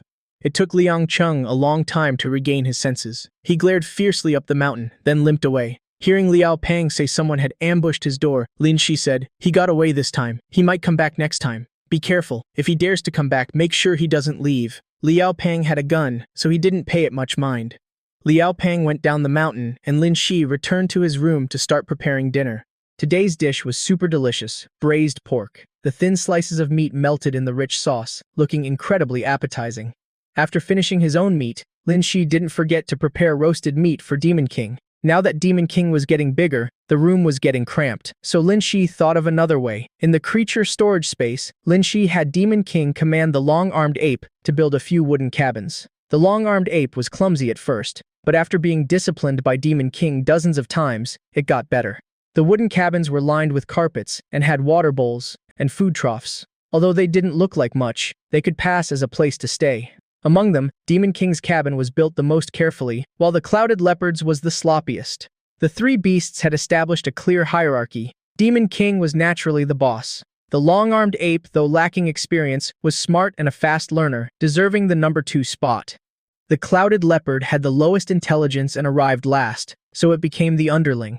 Lin Shi also prepared food for the long-armed ape and the Clouded Leopard. After eating early, Demon King continued studying the 9-year compulsory education curriculum on the tablet. As for the long-armed ape and the Clouded Leopard, Lin Shi just let them memorize his scent and voice, slowly taming them. After evolving to Tier 2, Demon King's intelligence had noticeably increased. Now it not only understood what Lin Shi said, but could also use actions to express its own desires. Seeing Demon King studying intently, Lin Shi went back to his room to practice his mental power. He placed his hand on the wall separating the bedroom and the living room, using his mind to connect with the space. His mental power seeped into the wall. His consciousness immediately met an insurmountable resistance. A feeling like his head being smashed by a heavy hammer appeared, accompanied by nausea and the urge to vomit. Lin Shi gritted his teeth and endured it until his vision went dark, only then retracting his mental power. After retracting his mental power, Lin Shi squatted on the ground, dry heaving violently. It took a lot of effort not to throw up his dinner. The feeling of depleted mental power was awful. It took 2 or 3 hours to feel better. Opening the cornucopia's personal interface and seeing his mental power increase by a little, Lin Shi finally breathed a sigh of relief. It was still early. He rested for 3 hours, practiced his mental power one more time, and then went to sleep. The next morning, Lin Shi woke up feeling refreshed. His mental power had recovered. He opened the cornucopia's personal interface. Owner information, Lin Shi. Age, 19. Evolution level, Tier 2 gene lock. Origin power, 400 units. Mental power, 82 units. He was short 18 points of mental power. In just a few days, he would reach the 100 points of mental power needed to advance to Tier 3. Lin Shi got up, washed his face, and ate a hearty breakfast. Ever since he absorbed the origin power from that strange tree the other day, the origin power in his body had reached saturation. Practicing the health cultivation art yesterday no longer gave him that surging feeling of origin power. With the personal data panel, Lin Shi could observe his origin power levels more intuitively, so he didn't waste time cultivating anymore. He took advantage of the pre-dawn hours, rode Demon King out of the house, and took out a paper map to check. Lin Shi steered Demon King toward the location Liao Peng had pointed out. Over an hour later, one man and one dog finally arrived at the southern industrial zone of Sha City. Over a month ago, Liao Peng had come here once. Because he didn't have a car and the 3 weapons were too heavy, he had hidden them. The southern industrial zone was packed with large and small factories. It used to be a base for migrant workers from out of town. Now, there was no one left. It was 7 a.m., but the sky was still gloomy. It felt like a blizzard was coming. Arriving at this industrial zone, they had to slowly search for the target factory. Southern City, Industrial Zone number 234, Tiadok Refrigeration Equipment Factory. Lin Shi silently repeated the address Liao Peng provided, jumping off Demon King's back. He stepped carefully. Demon King nodded silently. The freezing wind cut like a knife, whipping against his face. Lin Shi took out a high-powered flashlight and walked slowly down the streets of the industrial zone with Demon King, shining the light on the factory signs ahead. Southern City, Industrial Zone number 65. Keep going straight. The roads in this industrial zone were clear, but some signs were covered in snow. Lin Shi and Demon King kept walking and took a wrong turn. No. 168. Gnome. 165. Wrong way. Over here. After searching for over half an hour, they finally found Gnome 228. Then, no. 234 must be nearby. Walking a bit further brought them to the edge of the industrial zone. Lin Shi pointed the flashlight to the left. This way, Lin Shi said. But Demon King didn't move. It stared intently ahead and let out a warning growl. It was pitch black right now. From over 100 meters away, Lin Shi couldn't see clearly and hadn't noticed anything unusual. But Demon King's vision wasn't affected by low light, and coupled with its sharp sense of smell, it easily detected well-hidden wild beasts or origin beasts. That was also why Lin Shi always brought Demon King along whenever he went out. Lin Shi reacted extremely fast, immediately putting on his infrared night vision goggles. A crossbow appeared in his hands. Through the infrared night vision goggles, he saw a massive beast clinging to a utility pole about 180 meters ahead. The giant beast was watching them, completely motionless. But upon seeing this beast, Lin Shi didn't become more vigilant. He actually looked surprised. Although the infrared night vision goggles only allowed him to see differences in green brightness and couldn't distinguish specific colors, Lin Shi still recognized what kind of animal it was. Because this animal had always been a national protected species of the Xia Nation, a symbol of the Xia Nation. It was familiar to any Xia citizen, especially those signature round eyes. Even though it was much larger than the ones he had seen in zoos, it still looked strangely adorable. A giant panda. There was actually a giant panda in this industrial zone. Lin Shi was endlessly amazed. After a standoff, the giant panda hanging on the utility pole still showed no intention of attacking. Lin Shi patted Demon King's head, signaling it to stay put, and slowly approached the utility pole where the giant panda was.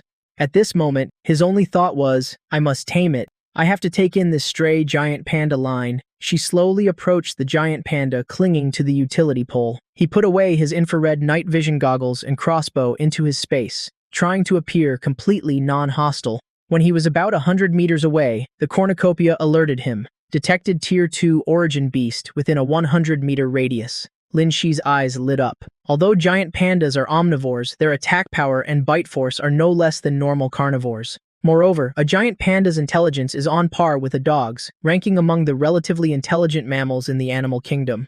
This giant panda had evolved to Tier 2. Its intelligence and combat power must be quite formidable. Legend has it that in ancient times, the giant panda was Chi Yu's mount, riding into battle with him. But whether that's true or not, no one knows. Lin Shi slowly approached until he was about a dozen meters from the utility pole. Using the gentlest tone he could muster, he shouted up at the giant panda, "Don't be afraid, I'm just a traveler passing through. Are you lost? Leaving Demon King behind?" From this distance and under the faint light, he could clearly see the giant panda clinging to the pole. The giant panda hugged the top of the pole, looking at Lin Shi with its big round eyes, looking somewhat anxious. Judging by its size, this was an adult giant panda, but knowing it was a Tier 2 giant panda, Lin Shi thought it was still young. If it were an adult giant panda, after evolving twice, it should be much larger.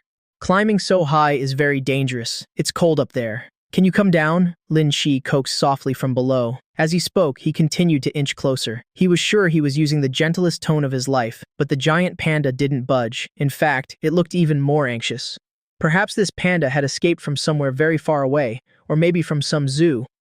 Whatever the case, getting here must have involved many hardships and the dangers of human malice. Otherwise, it wouldn't be hiding in this desolate industrial zone. There was nothing to eat here. Lin Shi thought for a moment and took an apple out of his space. He held it up high for the giant panda to see, then placed it on the snow-covered ground beneath the pole. "Come down and eat something, okay? I won't hurt you." Seeing the apple, the wariness in the giant panda's eyes lessened a bit, but it still looked anxious. It refused to come down. Lin Shi immediately resorted to a dirty trick. He took out a baby bottle of formula and a small stainless steel bowl from his space. He mixed the formula with hot water in the bowl. Lin Shi placed the bottle about 3 meters high on the utility pole, smiling like the big bad wolf at the giant panda. "Little cutie, want some milk?" Seeing the familiar baby bottle, the giant panda's eyes instantly lit up. It used all 4 limbs to climb down. Lin Shi rejoiced inwardly. It worked, but whether the pole was too slippery or the panda was too hungry, it suddenly slipped and plummeted from a height of over 10 meters. Lin Shi cursed under his breath. In that instant, he activated his gene mutation without hesitation and lunged forward. The instinct to catch it had already formed in his mind. He dashed under the utility pole to catch this adorable giant panda. Wait.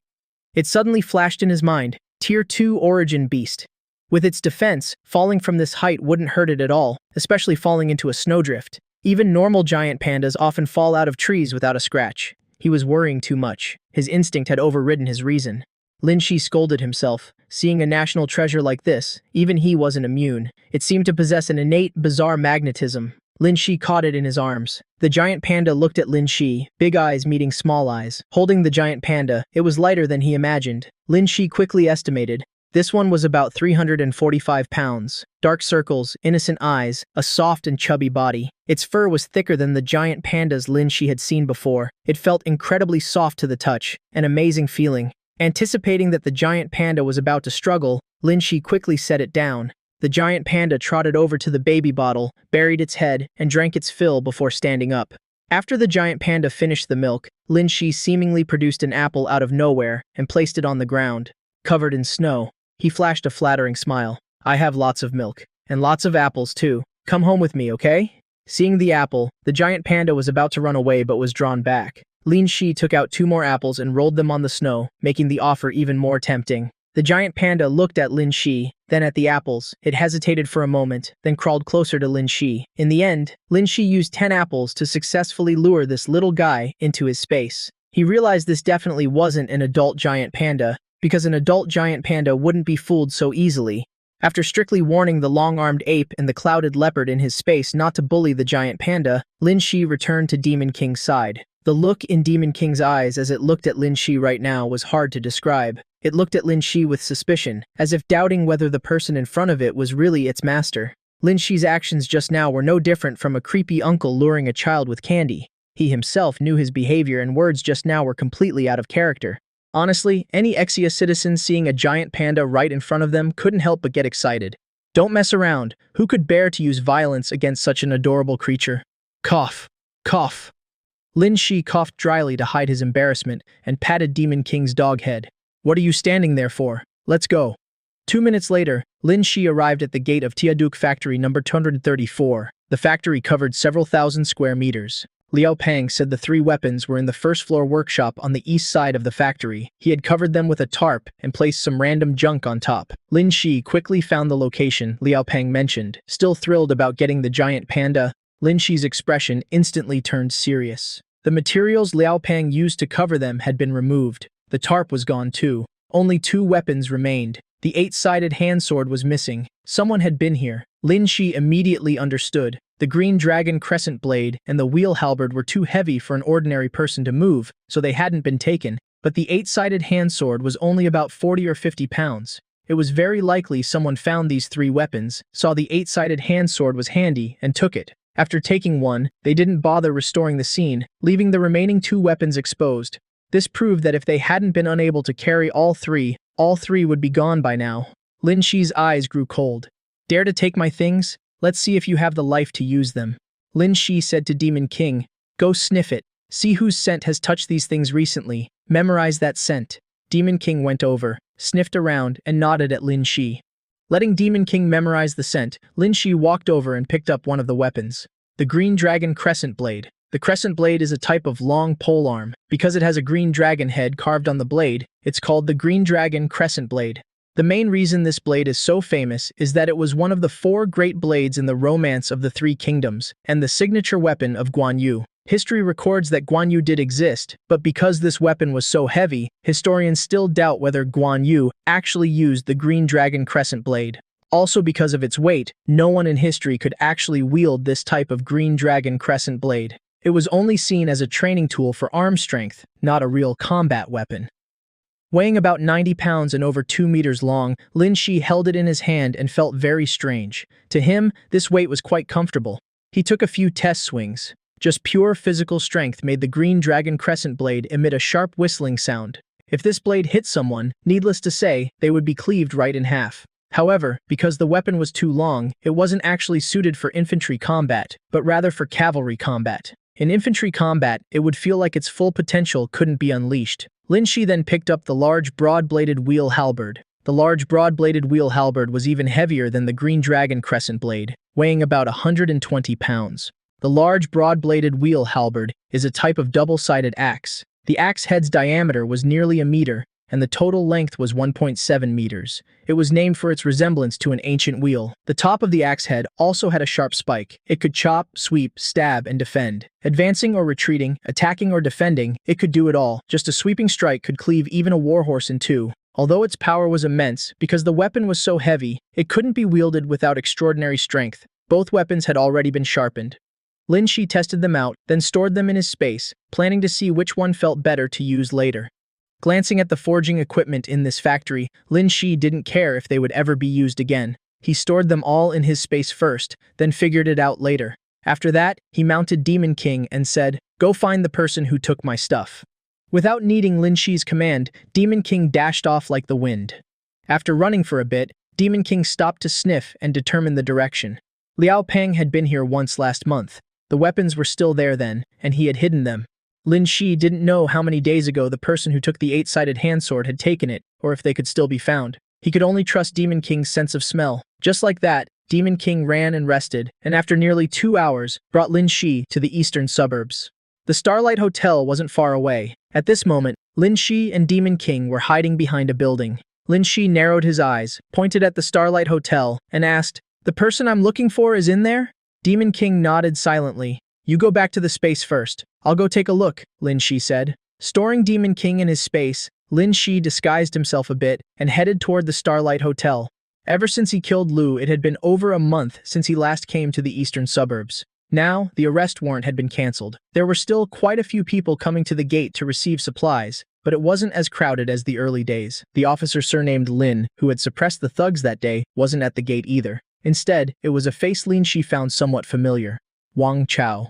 Lin Shi lowered his head slightly, took out Li Erhao's ID card, and squeezed his way inside. By now, the eastern suburbs shelter had been built up grandly, but there was still a shortage of soldiers in the motel area. He observed as he walked, noticing that most soldiers carried military-issue machetes, daggers, and other close combat weapons. He didn't see anyone carrying an 8-sided hand sword. Even as he took his supplies and headed out, he still hadn't caught a glimpse of the 8-sided hand sword. If he let Demon King out here, he'd definitely find it immediately. But this was the temporary military camp of Shaw City. If Demon King appeared, it would definitely be surrounded and attacked by soldiers. Just as Lin Shi reached the gate and was about to give up, A flurry of hurried footsteps rang out from behind, accompanied by urgent shouts. "Hurry! 2 giant ferocious beasts have appeared at the shelter over there. Go support them immediately!" Lin Shi turned around and saw Wang Chao, the man standing at the gate earlier, leading a group of people in various outfits running hurriedly toward the gate. Besides Wang Chao, the people behind him were dragging their feet, not looking like an army at all. They lacked any soldierly aura. Some looked arrogant and smug, while others looked terrified and trembling. Looking at these people, Lin Shi immediately thought of the military's continuous recruitment of evolutionaries. When origin beasts appeared, no one else but soldiers and evolutionaries were sent to quell the chaos. Clearly, these people were evolutionaries. Suddenly, Lin Shi's gaze sharpened. He saw a man in blue clothes in the crowd, looking somewhat similar to himself. This person seemed to be hiding something behind his back, revealing a very thick sword hilt. Lin Shi's sixth sense told him that was his 8-sided hand sword. As Lin Shi looked at the man in blue, the man looked back. As he ran closer through the familiar sword hilt, Lin Shi immediately recognized it as the very 8-sided hand sword he had given Liao Peng the blueprints to forge. Lin Shi withdrew his gaze, not making a move immediately. Inside this motel was obviously not the time to strike. Since he had found it, there would definitely be a chance to get it back. The road inside the motel wasn't wide. These evolutionaries ran in a disorderly manner and bumped into several people receiving supplies. The people who were bumped were angry but didn't dare say anything. It seemed this wasn't the first time this had happened. Whether it was because Lin Shi's repeated glances annoyed him, or because he bumped into Lin Shi today, as the man in blue ran past Lin Shi, he suddenly threw an elbow at him. After unlocking the gene lock, even without activating it, an evolutionary's strength and speed were much greater than an ordinary person's. This strike held nothing back. If an ordinary person took that elbow to the chest or stomach, they would at least suffer broken ribs. The people running behind the man in blue saw this, but weren't surprised at all. They were evolutionaries now, holding a high status. So what if they bullied a few annoying ordinary people? But they didn't expect Lin Shi wasn't an ordinary person. He didn't actively seek trouble, but he wouldn't let anyone bully him either. Seeing the man in blue initiate the attack, Lin Shi's eyes flashed with a cold glint. He immediately countered with his own elbow. The people behind the man in blue saw Lin Shi being so reckless and smirked, looking amused. Seeing Lin Shi counterattack with his elbow, Wang Xin's face grew even more ferocious. Seeking death, he put even more power into his elbow. Sometimes, if you choose to take a step back, maybe the path ahead will open up, and there won't be any trouble following you. But why should he step back? The more he endured, the angrier he got. Taking a step back only made him feel wronged. He didn't strive to get stronger just to endure. Lin Shi's eyes flashed with a cold light. A brief consideration between backing down and standing firm flashed through his mind. In the end, he chose to stand firm. The 2 elbows collided. Their clothes clashed with a dull thud. The onlookers eagerly awaited a tragic scream, but unexpectedly, the scream didn't come from the lowly commoner they usually despised, but from Wang Xin. Everyone's expressions changed. Wang Xin only felt his elbow smash against a hard iron table corner. He clearly felt his bones shatter. The intense pain made him scream miserably like a slaughtered pig. The lucky survivors who had just been bullied by the evolutionaries saw this scene and couldn't help but show disbelief mixed with a hint of schadenfreude. It all happened so fast. Wang Chao, running in front, heard the commotion and turned around, his sharp gaze sweeping over the group of evolutionaries. What happened? Wang Chao knew exactly what these evolutionaries were like. Bullying the weak, acting arrogant and domineering. He thoroughly despised and looked down on them. If they were his subordinates, he would have disciplined them long ago to cure them of their bad habits. Unfortunately, they were young Master Lin's subordinates, usually managed by Lu Pang. Lu Pang believed these evolutionaries were very rare, so they should be treated specially. Special circumstances. If strict discipline made them leave, it would be a huge loss for the team. And young Master Lin was busy with a myriad of things. Wang Chao had tried several times to report to young Master Lin about these evolutionaries ruining the team's discipline, but was stopped by Lu Peng every time. A few days ago, young Master Lin took a few trusted aides and headed north, saying a VIP was arriving soon. The management of the evolutionaries was left entirely to Lu Peng. This made them even more brazen, disregarding everyone. As soon as Wang Chao arrived, all the evolutionaries looked at Lin Shi. Wang Chao finally noticed Lin Shi standing nearby. Stared at by Wang Chao's sharp eyes, Lin Shi remained calm, standing there as if he had done nothing. "Sir," this guy hit Wang Xin, a young man among the evolutionaries, his hair covering most of his face, pointed at Lin Shi and said. Wang Chao's face turned stern, but not at Lin Shi. It was at this group of evolutionaries. Running from the assembly point to here, this group of evolutionaries had bumped into several survivors. Did they think he was blind? If the shelter wasn't in urgent need of help, Wang Chao wouldn't be standing here talking to these scoundrels. Wang Chao looked at Lin Shi a few times, his gaze sweeping from the mask on Lin Shi's face down to the bag of supplies in his hand. The more he looked, the more familiar he seemed, but he couldn't afford to delay now. He glanced at Wang Xin, who was still clutching his arm and groaning, and urged, "Hurry up and go help the shelter, Wang Xin. If you're hurt, go back and rest. Be more careful next time."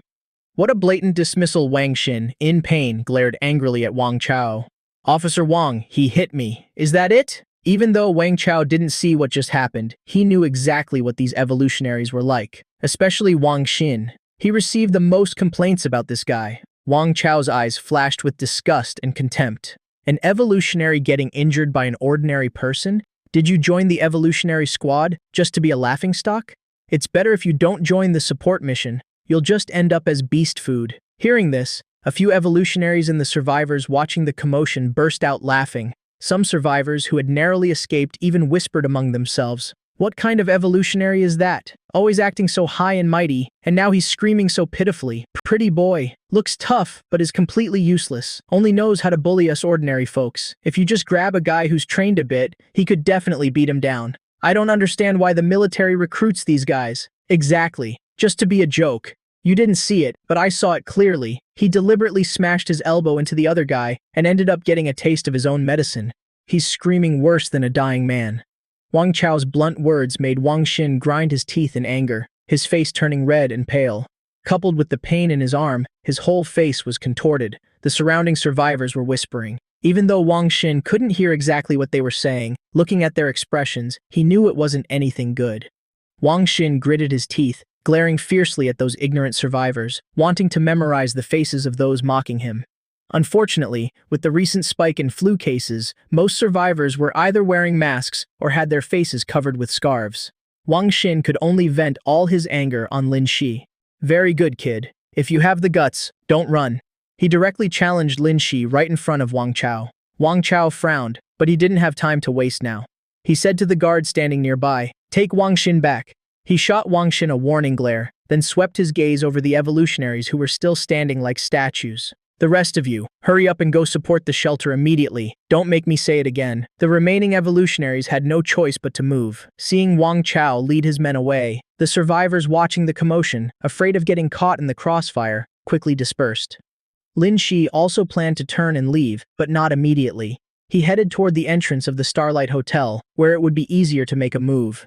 Before leaving, Lin Shi frowned and looked at Wang Xin with a provocative gaze. How could Wang Xin take that? He hadn't planned on letting Lin Shi go anyway. Wang Xin glared fiercely at Lin Shi's retreating back, clenching his fists, ready to chase after him to vent his anger. But the soldier Wang Chao had called over blocked Wang Xin's path, saying flatly, "The officer ordered me to take you back. Who the hell do you think you are?" Seeing a lowly soldier dare to block him, Wang Xin flew into a rage, shoved the soldier hard, and chased after Lin Shi. The soldier was about to chase after Wang Xin, but someone grabbed his arm. The soldier turned around, his eyes lighting up. He stammered, "Oh, Officer Qin, you're back."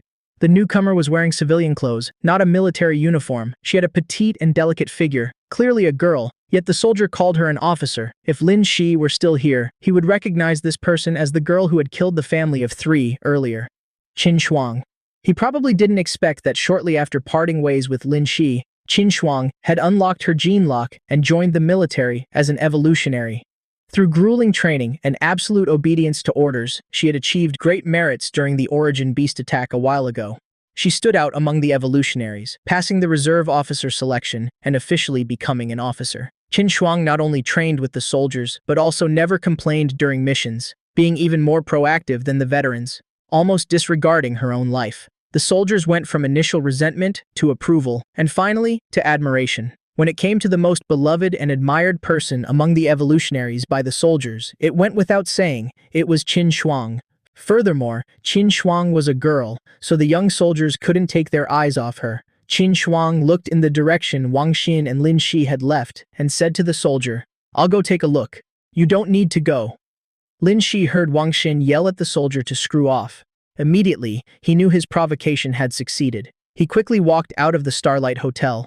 Many survivors saw Wang Xin following Lin Shi out of the Starlight Hotel and shook their heads in pity. As Lin Shi walked, he muttered to himself, his hatred for these evolutionaries growing even stronger. Right after the two left, Qin Shuang also chased after them, leaving the Starlight Hotel. Lin Shi ran at a normal pace. He wove through narrow, winding alleys and finally turned into a dead end. Wang Xin, carrying dozens of pounds of weapons, chased him all the way. Even with an evolutionary's physique, he was out of breath.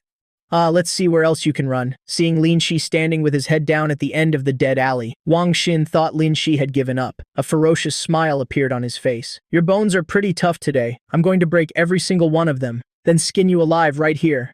Lin Shi raised his head. His expression wasn't one of despair as Wang Xin imagined. A smile appeared in his eyes. You really are an idiot, chasing me into a dead end. Hearing this, Wang Xin was startled, thinking there was an ambush in the alley. He looked around but saw nothing. Breathing a sigh of relief, Wang Xin assumed Lin Shi had just practiced some basic martial arts, and that's why he wasn't afraid. He didn't hide his arrogance and contempt for Lin Shi, slowly approaching. Don't think that just because you know a few moves, you can go up against an evolutionary. Let me tell you, I possess godlike strength. I'm absolutely not someone an ant like you can resist. Lin Shi sneered. What a big talker. Even he wouldn't dare say he had godlike strength. A guy who had only just unlocked the Tier 1 gene lock dared to boast like that. No wonder he was so arrogant and insolent in front of so many soldiers. Facing this idiot, Lin Shi didn't want to waste any more words. He asked one last direct question. Where did you get the sword on your back? Wang Xin froze, finally realizing. This sword is yours? No wonder you looked at me with such vicious eyes earlier. You've actually reminded me. Using this sword to break your bones is just perfect. With that, he pulled a sharp object from his pocket and viciously stabbed his own fingernail. Lin Shi, who was about to strike, was a bit surprised. What is he doing, injuring himself before attacking the enemy? He saw Wang Xin finish self-harming, breaking out in a cold sweat from the pain, but very quickly he ignored the pain. Lin Shi noticed that under the stimulation of pain, Wang Xin actually unlocked his gene lock.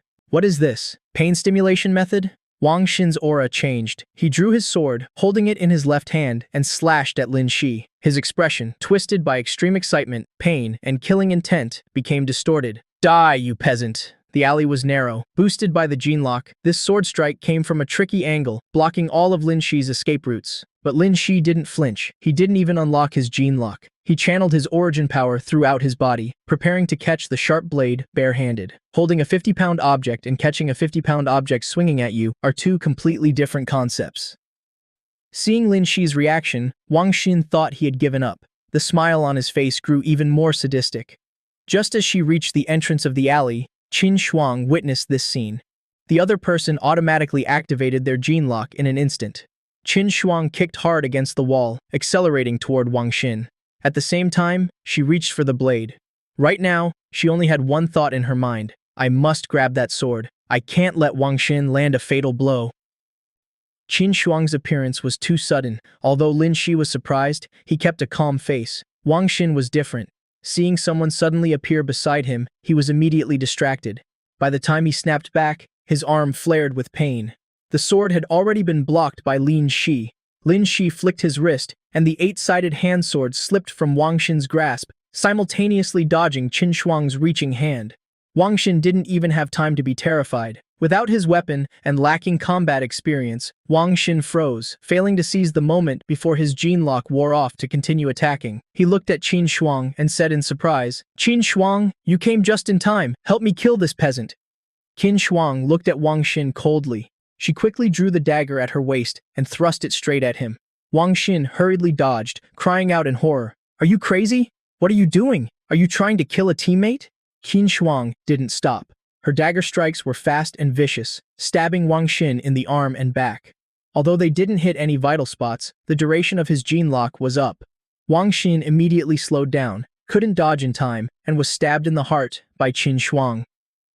Wang Xin stared at Qin Shuang in disbelief, then slowly collapsed. Even in death, he didn't understand why Qin Shuang had attacked him. Lin Shi stood by leisurely, observing everything. Hearing the conversation between Qin Shuang and Wang Xin, Lin Shi knew this girl had also become an evolutionary in the military. That day, he had realized this girl was extraordinary. At that time, the healing ability and strength Qin Shuang displayed were clearly the result of unlocking the gene lock. Several seconds had passed, and Qin Shuang's gene lock duration still hadn't ended. This showed that this girl's ability in this aspect was very strong. Qin Shuang took a pill from her pocket and swallowed it. Lin Shi frowned. It turned out the pill Qin Shuang just swallowed looked very similar to the medicine he had received from the Shen family. After taking the pill, although Qin Shuang turned pale for a second, she didn't show too much pain.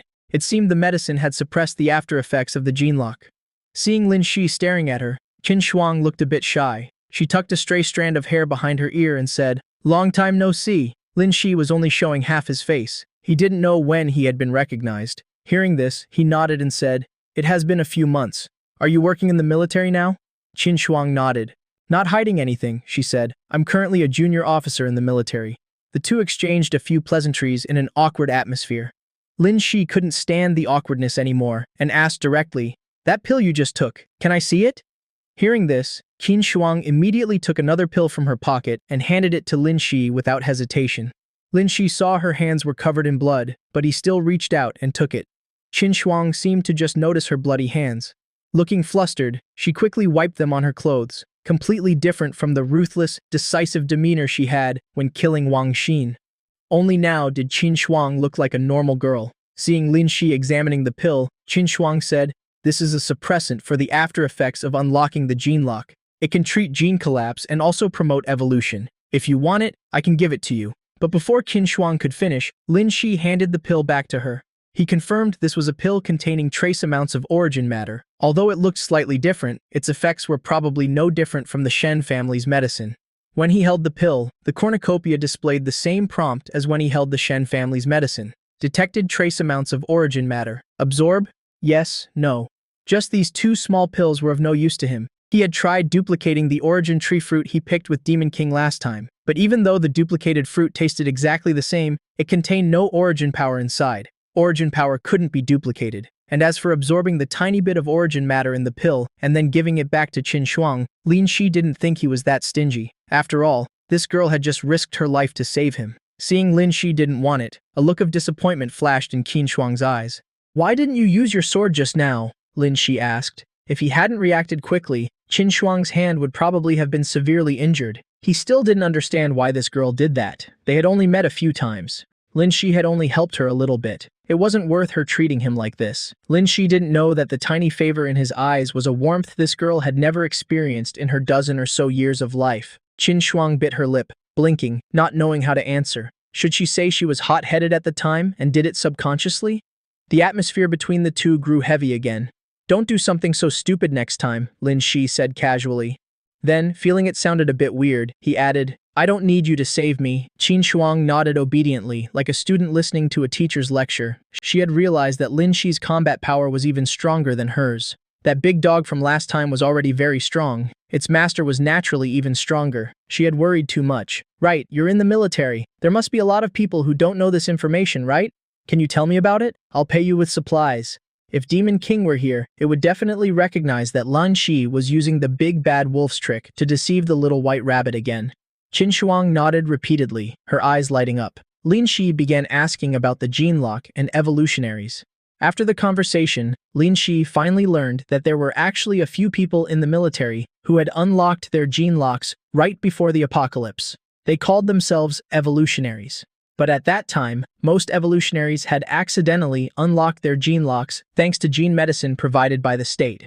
It was almost 1 in thousands of volunteer soldiers. Scientists called the physique capable of unlocking the gene lock an evolution-friendly physique, and Lin Shi learned that the origin matter he knew was coincidentally also called origin matter in the military. The source of the raw materials for the gene-unlocking medicine was a top secret. Qin Shuang didn't know. Even the high-ranking military officers weren't clear on it. Only the highest echelons of the state held that information. Since the apocalypse began, origin matter had flooded everywhere, causing many people to start evolving and unlocking their gene locks.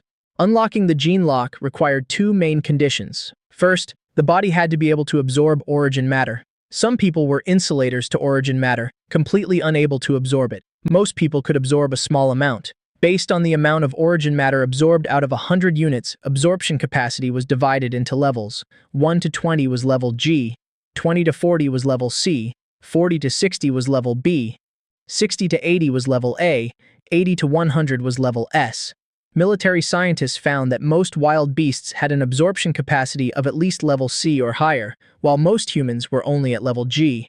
Basically, only those with an absorption capacity of level B could unlock the gene lock, and level B was extremely rare, about 1 in 1,000 people. However, even with a level B absorption capacity, it wasn't guaranteed they could unlock the gene lock.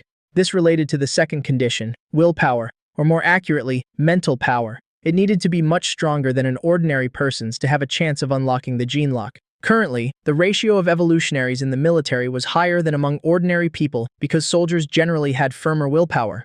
Currently, no one had ever reached level S. Qin Shuang had the highest absorption capacity in the military, level A. Right now, she could maintain her gene lock for 7 seconds, making her the recruit with the longest unlock time. Speaking of this, Qin Shuang looked proud, looking at Lin Shi expectantly, seemingly waiting for his praise. Lin Shi frowned. Even if he were an idiot, he would notice Qin Shuang's special treatment of him.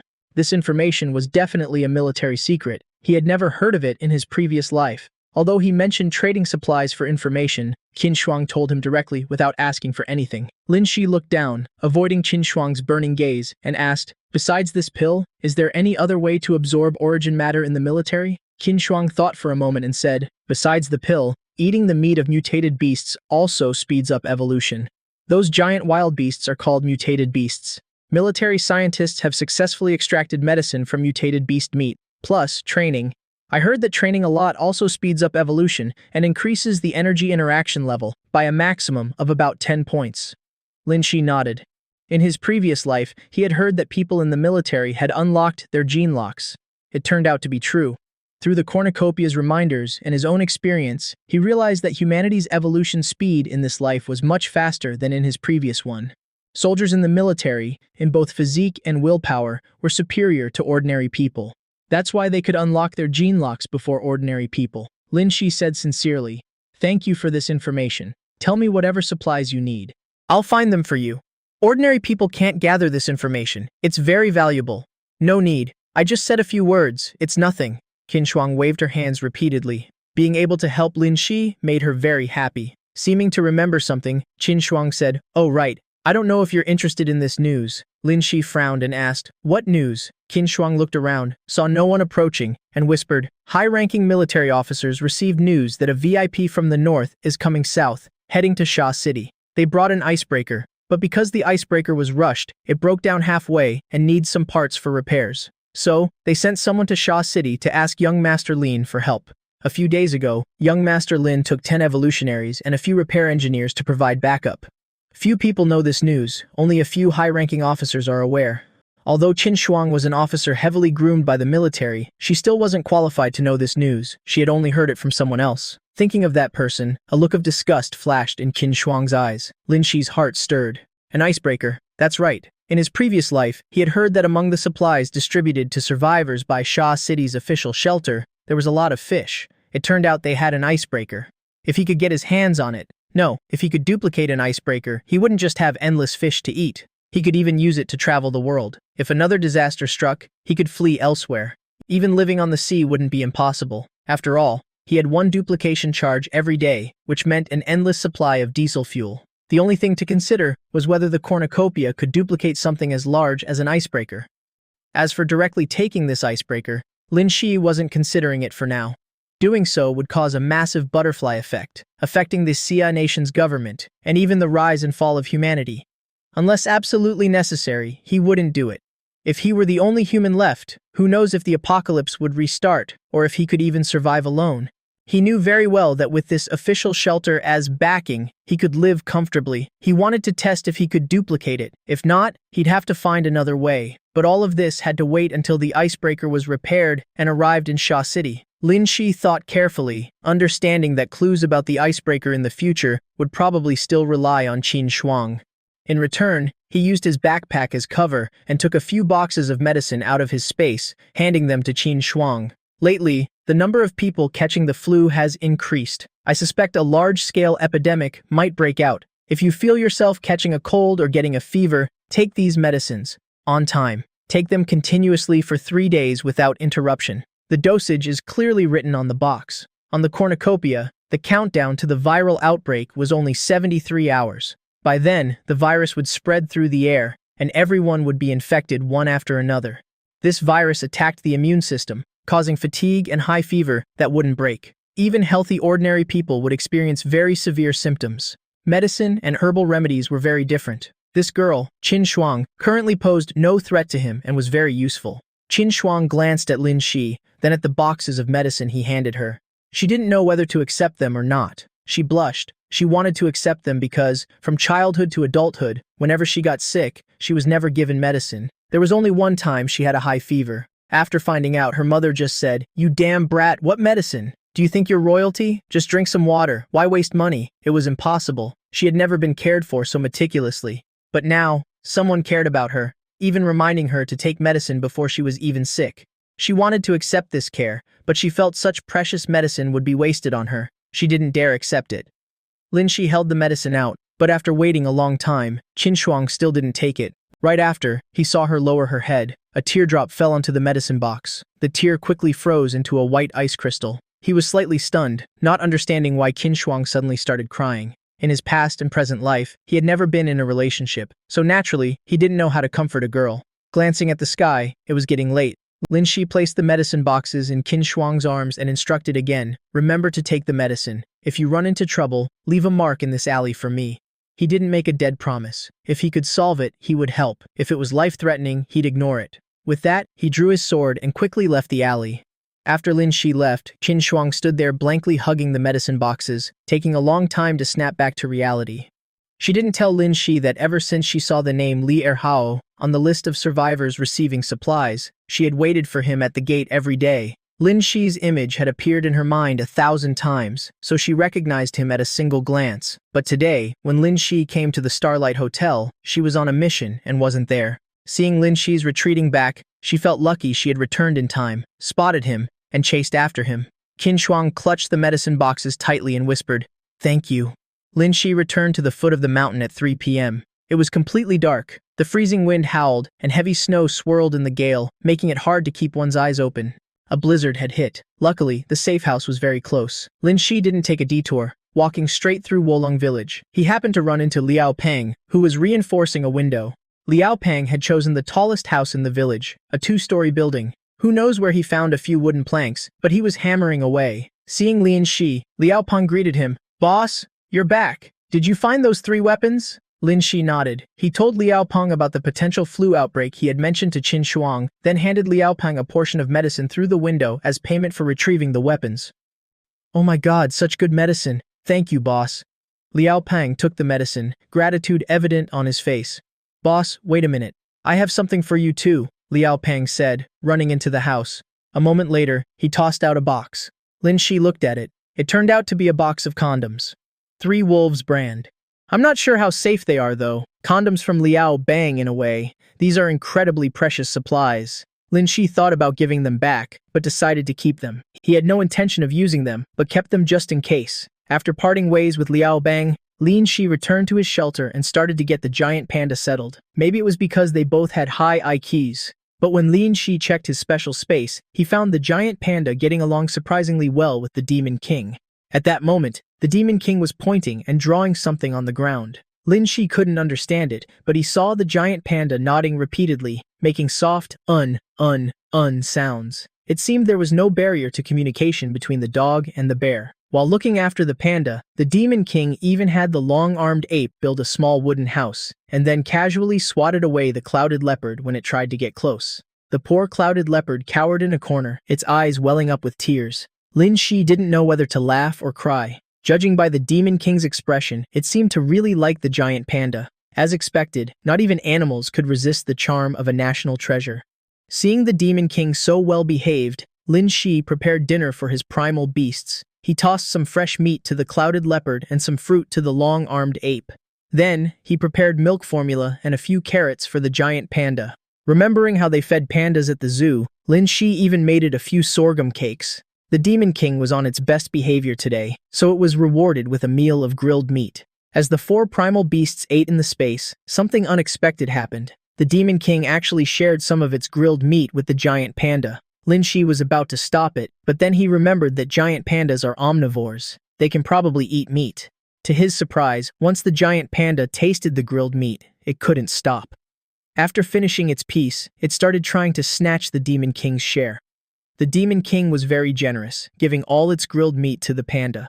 Lin Shi had to grill more meat just to satisfy the two of them. After dinner, Lin Shi took out a bag of bamboo seeds and told the Demon King to find a place to plant them. This space had no sunlight. The light seemed to come from all directions. He had no idea if the soil here could even make the seeds sprout.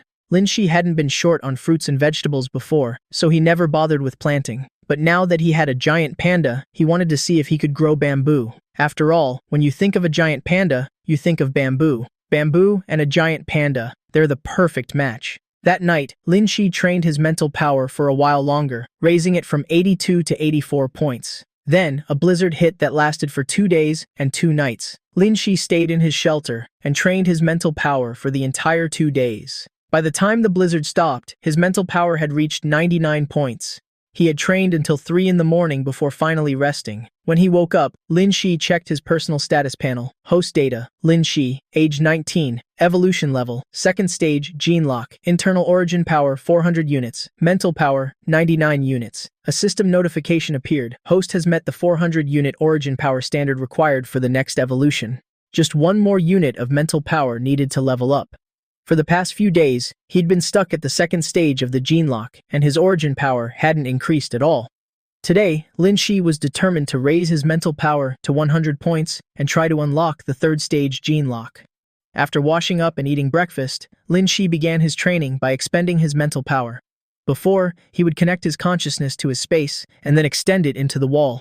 Lin Shi's mental power could already penetrate 9 centimeters of the wall. Previously, he would feel a sense of resistance every time he reached that 9-centimeter mark. But this time, as his mental power stretched to its 9-centimeter limit, it felt like piercing a bubble, like breaking through some kind of barrier. In an instant, Lin Shi's mental power shot through more than 20 centimeters of the wall, allowing him to see what was happening in the living room. With a flash, a teacup from the living room appeared in his hand. Before Lin Shi could even celebrate, a sharp, intense pain shot through his head. This pain was more severe than anything he had ever felt before. He couldn't even cry out. His vision went black, and he lost consciousness. The scene shifts to the Star Sea Inn, in Lu Bang's office. "Sir," Qin Yang said, "she won't come." Lu Bang's face was as black as thunder. That day, because Qin Shuang was there, Lin Shi couldn't retrieve Wang Xin's body into his space. The corpse was discovered by soldiers. Someone saw Qin Shuang chasing after Wang Xin, and what's more, the wounds on Wang Xin's body were all caused by Qin Shuang's dagger. As a result, Qin Shuang was considered the #1 suspect. As for Lin Shi, the one who had severely injured Wang Xin and was the target of his revenge, he was ranked as the 2nd suspect. The name Li Erhao also appeared on the desks of high-ranking military officers for the very first time. Qin Shuang was very direct. She stated plainly that she killed Wang Xin to save innocent survivors he was about to murder. She didn't mention Lin Shi's name even once. That same day, Lu Bang was busy compiling casualty statistics from a beast-tide attack on the shelter. He wasn't at the Star Sea Inn. The soldiers under Wang Shi reported the incident to Wang Chao.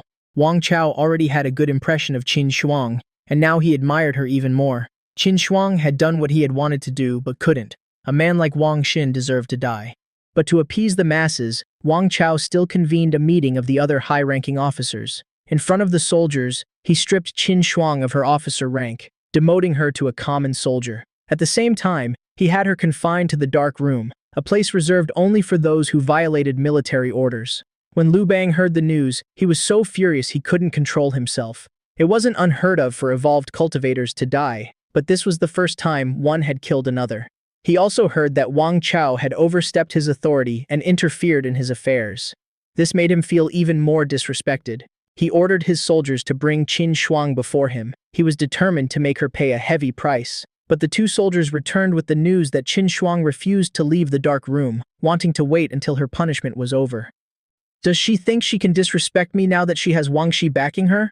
Lu Bang gritted his teeth, his voice filled with unrestrained anger. The 2 trusted soldiers standing before him didn't dare to breathe too loudly. They glanced at each other, both seeing the bitterness in the other's eyes. Ever since his daughter went missing and the search for the culprit turned up nothing, Staff Officer Lu's temper had become erratic. "If she won't come, then I'll go see her myself. Let's see just how tough she really is." Behind the ferocity in Lu Bang's eyes, there was a flicker of a complex emotion. His daughter's disappearance had made Lu Bang lose his direction in life. That is, until he saw Qin Shuang, a girl the same age as his daughter, with a fair and beautiful face. Lu Bang's obsessive love for his daughter had twisted into a perverse, possessive desire for Qin Shuang. He had confessed his feelings to her many times, but Qin Shuang rejected him every single time. She even went out of her way to avoid him. This made Lu Bang feel as if a pot of oil was boiling inside him. The more Qin Shuang rejected him, the more he wanted to pour that boiling oil all over her. He wanted to destroy her completely, so that Qin Shuang would belong only to him. Open the door. In the cold, dark room, Qin Shuang suddenly heard Lu Bang's voice from outside. Immediately after, a soldier at the door replied, "Staff Officer Lu, by order of Commander Wang, Qin Shuang has violated military discipline. She must be confined to the dark room for 3 days and is not to be let out." 3 days of confinement meant no food, no water, left in complete darkness for the full 3 days. Few could endure it for that long. It was an extremely severe punishment. It was a new disciplinary measure enacted in the latter stages of the apocalypse. For crimes not worthy of death, they were thrown into the dark room. If the crime was serious, they were executed on the spot to avoid wasting precious resources. Qin Shuang killing a comrade was considered an extremely serious incident. Even though there was a reason, and the death penalty could be waived, she couldn't escape punishment. Qin Shuang herself had accepted the penalty. Wang Chao, afraid of losing such a promising talent, had secretly sent soldiers to bring food and water to Qin Shuang for the past 2 days. Today was the 3rd day. Qin Shuang had been constantly moving to keep her body active, afraid she would fall asleep in the freezing dark room and never wake up, freezing to death.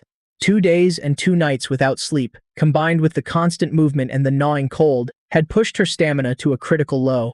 She felt like she could fall asleep at any moment. Her hands, feet, and ears were covered in painful cracks. Hearing the soldier's explanation, Lu Bang nearly lost control. He suppressed his rage and roared, "She is my subordinate. I know how to handle my own people, even if Wang Chao outranks me. He has no right to punish my soldier. Open the door." The soldiers guarding the door were Wang Chao's men. They were about to say something more, but a cold gun barrel was pressed against one of their heads. Lu Bang's voice was as cold as ice. "I'll say this one last time. Open the door." The other soldier had no choice but to open it. As Lu Bang stepped inside, one of the soldiers signaled for another to go and inform Wang Chao. The sudden light stung Qin Shuang's eyes. She squeezed them shut, hearing footsteps getting closer. She couldn't help but shrink back into the corner. Lu Bang's cold voice rang out, "Come with me quietly, and we'll consider this matter over. Your punishment ends here. I'm not going." "Today is the last day," Qin Shuang replied coldly. "I'll be leaving this dark room tomorrow morning." The matter of killing Wang Xin would end here. As an officer, she could go back to hunting mutated beasts for resources. Lu Bang forcefully pressed the gun against Qin Shuang's forehead. Her smooth forehead was quickly chafed red. "You think you can disrespect me just because you have Wang Chao backing you? Dream on. Do you really think Wang Chao would offend me over a dead man? You killed a comrade. I'd be more than justified in shooting you dead." He leaned in closer to Qin Shuang, his voice indescribably repulsive. "If you're a good girl, I can give you priority access to the resources for evolved cultivators in the army from now on." But Qin Shuang didn't flinch. At that moment, an image of Lin Shi flashed in her mind. She said resolutely, "Then kill me." "You think I don't dare?" Lu Bang was utterly enraged, his finger already on the trigger. Just then, the sound of hurried footsteps echoed from outside the door. Wang Chao arrived with his men. Seeing Lu Bang pointing a gun at Qin Shuang, Wang Chao roared, "Lu Bang, stop!" Lu Bang didn't even look at Wang Chao. He stared intently at Qin Shuang's expression, his eyes filled with madness and hatred. He squeezed the trigger. Bang! A gunshot rang out. Qin Shuang collapsed to the ground. All the soldiers and officers rushed forward in shock. "Lu Bang, what do you think you're doing?" Some of the soldiers still subconsciously called Qin Shuang by her old title, new officer. Wang Chao stormed over in a rage and sent Lu Bang sprawling with a single punch. He quickly checked on Qin Shuang. Seeing she was only hit in the leg, Wang Chao breathed a sigh of relief, but his anger immediately flared up again as he confronted Lu Bang. "The decision regarding Qin Shuang was discussed and agreed upon by all of us. If you had a problem with it, you could have brought it to us for discussion. Why resort to such a vicious attack?" Lu Bang got to his feet, wiping the blood from his mouth, and laughed in fury. "How one of my people gets sentenced without a word to me, and now you pretend we can talk it over? Wang Chao, are you playing favorites with this bitch?" Wang Chao glanced at Qin Shuang, who was silent and sweating from the pain, and his face turned beet red. "You're talking nonsense. Humph. I hope not, otherwise, you'd be abusing your power to protect a murderer who killed her own comrades. Lu Bang sneered, cutting off any retreat for Wang Chao. You injured Major General Lin's subordinate like this. You'll definitely be punished, Wang Chao retorted without holding back. That's none of your business, Lu Bang said. Seeing the two were about to come to blows, the other two officers rushed to intervene. All right, stop arguing. Let's get her treated first. The bullet had hit Qin Shuang in the mid-thigh and would require surgery to remove. Qin Shuang remained silent as soldiers brought a stretcher to carry her away. Just before Qin Shuang was carried off, Lu Bang leaned in close to her ear and whispered, so only she could hear. You little slut, you will be mine. Qin Shuang turned her head away in disgust. After Qin Shuang was treated by the military doctor, Lu Bang came by again, but he only gave her a look before leaving. That evening, after dinner, Qin Shuang was resting in a temporary ward in the military hospital. In a daze, she heard the faint sound of the door opening. She snapped awake instantly, her eyes opened to the grim face of Lu Bang. Heh, you evolved are really something else. Even a triple dose of anesthetic can't keep you down, Lu Bang said with a grin. Qin Shuang panicked and tried to reach for the dagger under her pillow, but her body felt limp and unresponsive. Realizing you can't move, are you? As he spoke, Lu Bang was already by her bedside, his expression a mask of crazed cruelty. This time, you're not getting away. Back in the safe room, Lin Shi finally regained consciousness after an unknown amount of time. The moment he opened his eyes, he realized the world looked different. Everything was incredibly sharp, as if a high-definition blue light filter had been switched on. Lin Shi could clearly see the fine textures on the wall, the tiny dust motes on the bedside lamp, and even a single grain of sand missed in the corner of the room. He was still holding the teacup he had retrieved from the living room with his spatial ability right before passing out. Setting the cup down, Lin Shi opened the treasure-gathering basin's personal interface. Owner information, Lin Shi, age 19, evolution level, 3rd stage gene lock, origin power, 400 units, mental power, 100 units.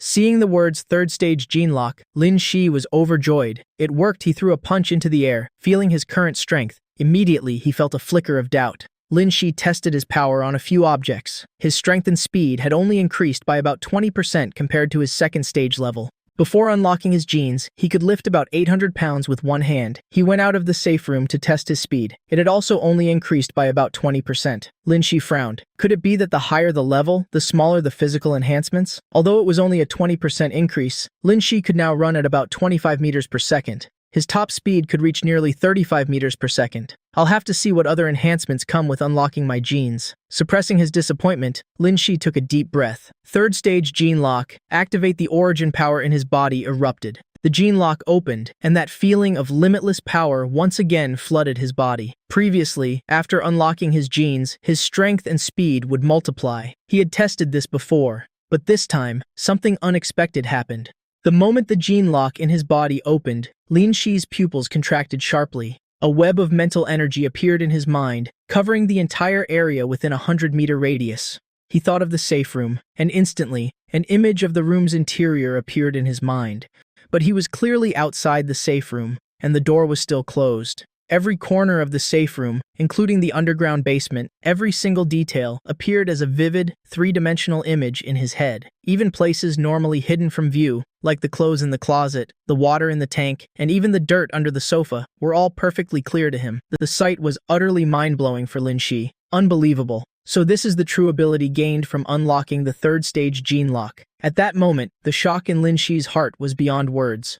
The physical enhancements from the first 2 gene lock stages could be explained by science. But what was this? A mental scan? The power of thought? This was something straight out of a fantasy novel. Lin Shi thought, if stage 3 is this powerful, how terrifying will stage 4 and stage 5 be? Is this the power the Apocalypse reboot wants to grant humanity? Is it possible that the immortal cultivators from ancient legends were just people who had unlocked high-level gene locks during a past apocalypse? 2 minutes later, Lin Shi had continuously tested this new ability. The mental scan could cover a 100-meter diameter, a 50-meter radius with him at the center. It could also form a straight line, scanning over 100 meters in a single direction. It could also penetrate the ground, buildings, or even empty spaces. However, penetrating the ground, structures, or other high-density objects significantly reduced the scanning range. Lin Shi discovered another feature of the mental scan. It could bypass certain objects. For example, if Lin Shi scanned outside the safe room in front of him, His mental energy would have to pass through the safe room, shortening the range by 20 meters, leaving only 80 meters. But he could also control his mental energy to go around the safe room. By not scanning its interior, he could still maintain the full 100-meter range. 2 minutes later, the gene lock's duration ended. The mental image in Lin Shi's head vanished in an instant. Immediately, he felt an uncomfortable sensation, as if his ears and eyes had been covered. After experiencing the miraculous power of omniscience within a 100-meter radius, having to go back to using his eyes felt like a letdown, leaving Lin Shi with a sense of disappointment and loss. His origin power was depleted, and his head ached slightly. Lin Shi knew it was because he hadn't fully mastered the power of the third stage gene lock. Just like before, he just needed to cultivate more origin power and mental power. Pushing down his excitement, Lin Shi returned to the safe room and started cooking for himself. He had woken up starving, but he'd been more focused on his gene lock status to notice. As Lin Shi cooked, he sent his consciousness into his spatial dimension. He hadn't looked before, but now he saw that all 4 of his origin beasts were lying around lazily, looking listless. Lin Shi's heart sank. The first thing Lin Shi thought was whether the space had some kind of side effect. He quickly brought the Demon King out of the space. "What's wrong, Demon King? Are you feeling sick?" The moment the Demon King was out, the aroma from the kitchen pot hit its nose, and it immediately stood up. Its eyes were fixed on the sizzling steak in the pan, its mismatched blue and red eyes gleaming as it drooled uncontrollably. Seeing the Demon King's reaction, Lin Shi understood instantly. It was hungry. Only then did he wonder how long he had been unconscious. Lin Shi glanced at his mechanical watch. He had passed out in the early morning, and now it was afternoon. "It seems I was only out for a few hours." But seeing how starved the Demon King looked, Lin Shi wasn't sure if it had been several days. In reality, Lin Shi had been unconscious for 3 whole days. After that, of course, he had to prepare food for his 4 origin beasts first. Lin Shi took out fruits and sorghum cakes from his storage space and divided them among the 4 beasts. They were all starving and devoured a whole day's worth of food before they were satisfied. The cloud leopard ate until tears welled up in its eyes. Heaven knows how terrified it had been for the past 3 days. A few times, it even thought it was about to be eaten. It was so scared it couldn't even sleep soundly. Even with the addition of a giant panda, the cloud leopard was still the lowest ranking of the 4 beasts. Though its heart was bitter, the cloud leopard couldn't say a word. After finishing his late lunch, Lin Shi prepared to test his spatial ability to retrieve objects. Before passing out, he had been able to retrieve items through a wall. To test his current limits, he wanted to try again. This time, Lin Shi placed his hand directly on the floor. The floor was separated from the underground basement by a 3-meter-thick steel wall. Still unsure, Lin Shi connected his consciousness to his space. A second later, a chair from the basement was pulled into his space. It really worked. Lin Shi was both shocked and overjoyed. If he had unlocked the third stage gene lock sooner, he would have moved the entire treasury into his space by now. But it wasn't too late. From now on, anything he wanted, no matter how locked up or hidden, would be as easy as taking something from his own pocket. After a few more tests, Lin Shi discovered another new ability, night vision. He could see objects in the dark, and even more clearly than with night vision goggles. No wonder the world looked different when he woke up. This was a pleasant surprise. Except for the inability to fly, Lin Shi felt he was getting closer and closer to being a Superman. After a whole afternoon of this, the sky outside gradually darkened. Tonight was cold and windless. With his new abilities, Lin Shi's spirits were high. He decided to use the moonlight to see if he could grab a few of those crossbows from the Starsea Inn, and while he was at it, ask Qin Shuang if the icebreaker had arrived at Sha City yet. Before leaving, the Demon King stubbornly refused to go back into the space, insisting on coming with him. Looking at its expression, it was probably still traumatized by the hunger.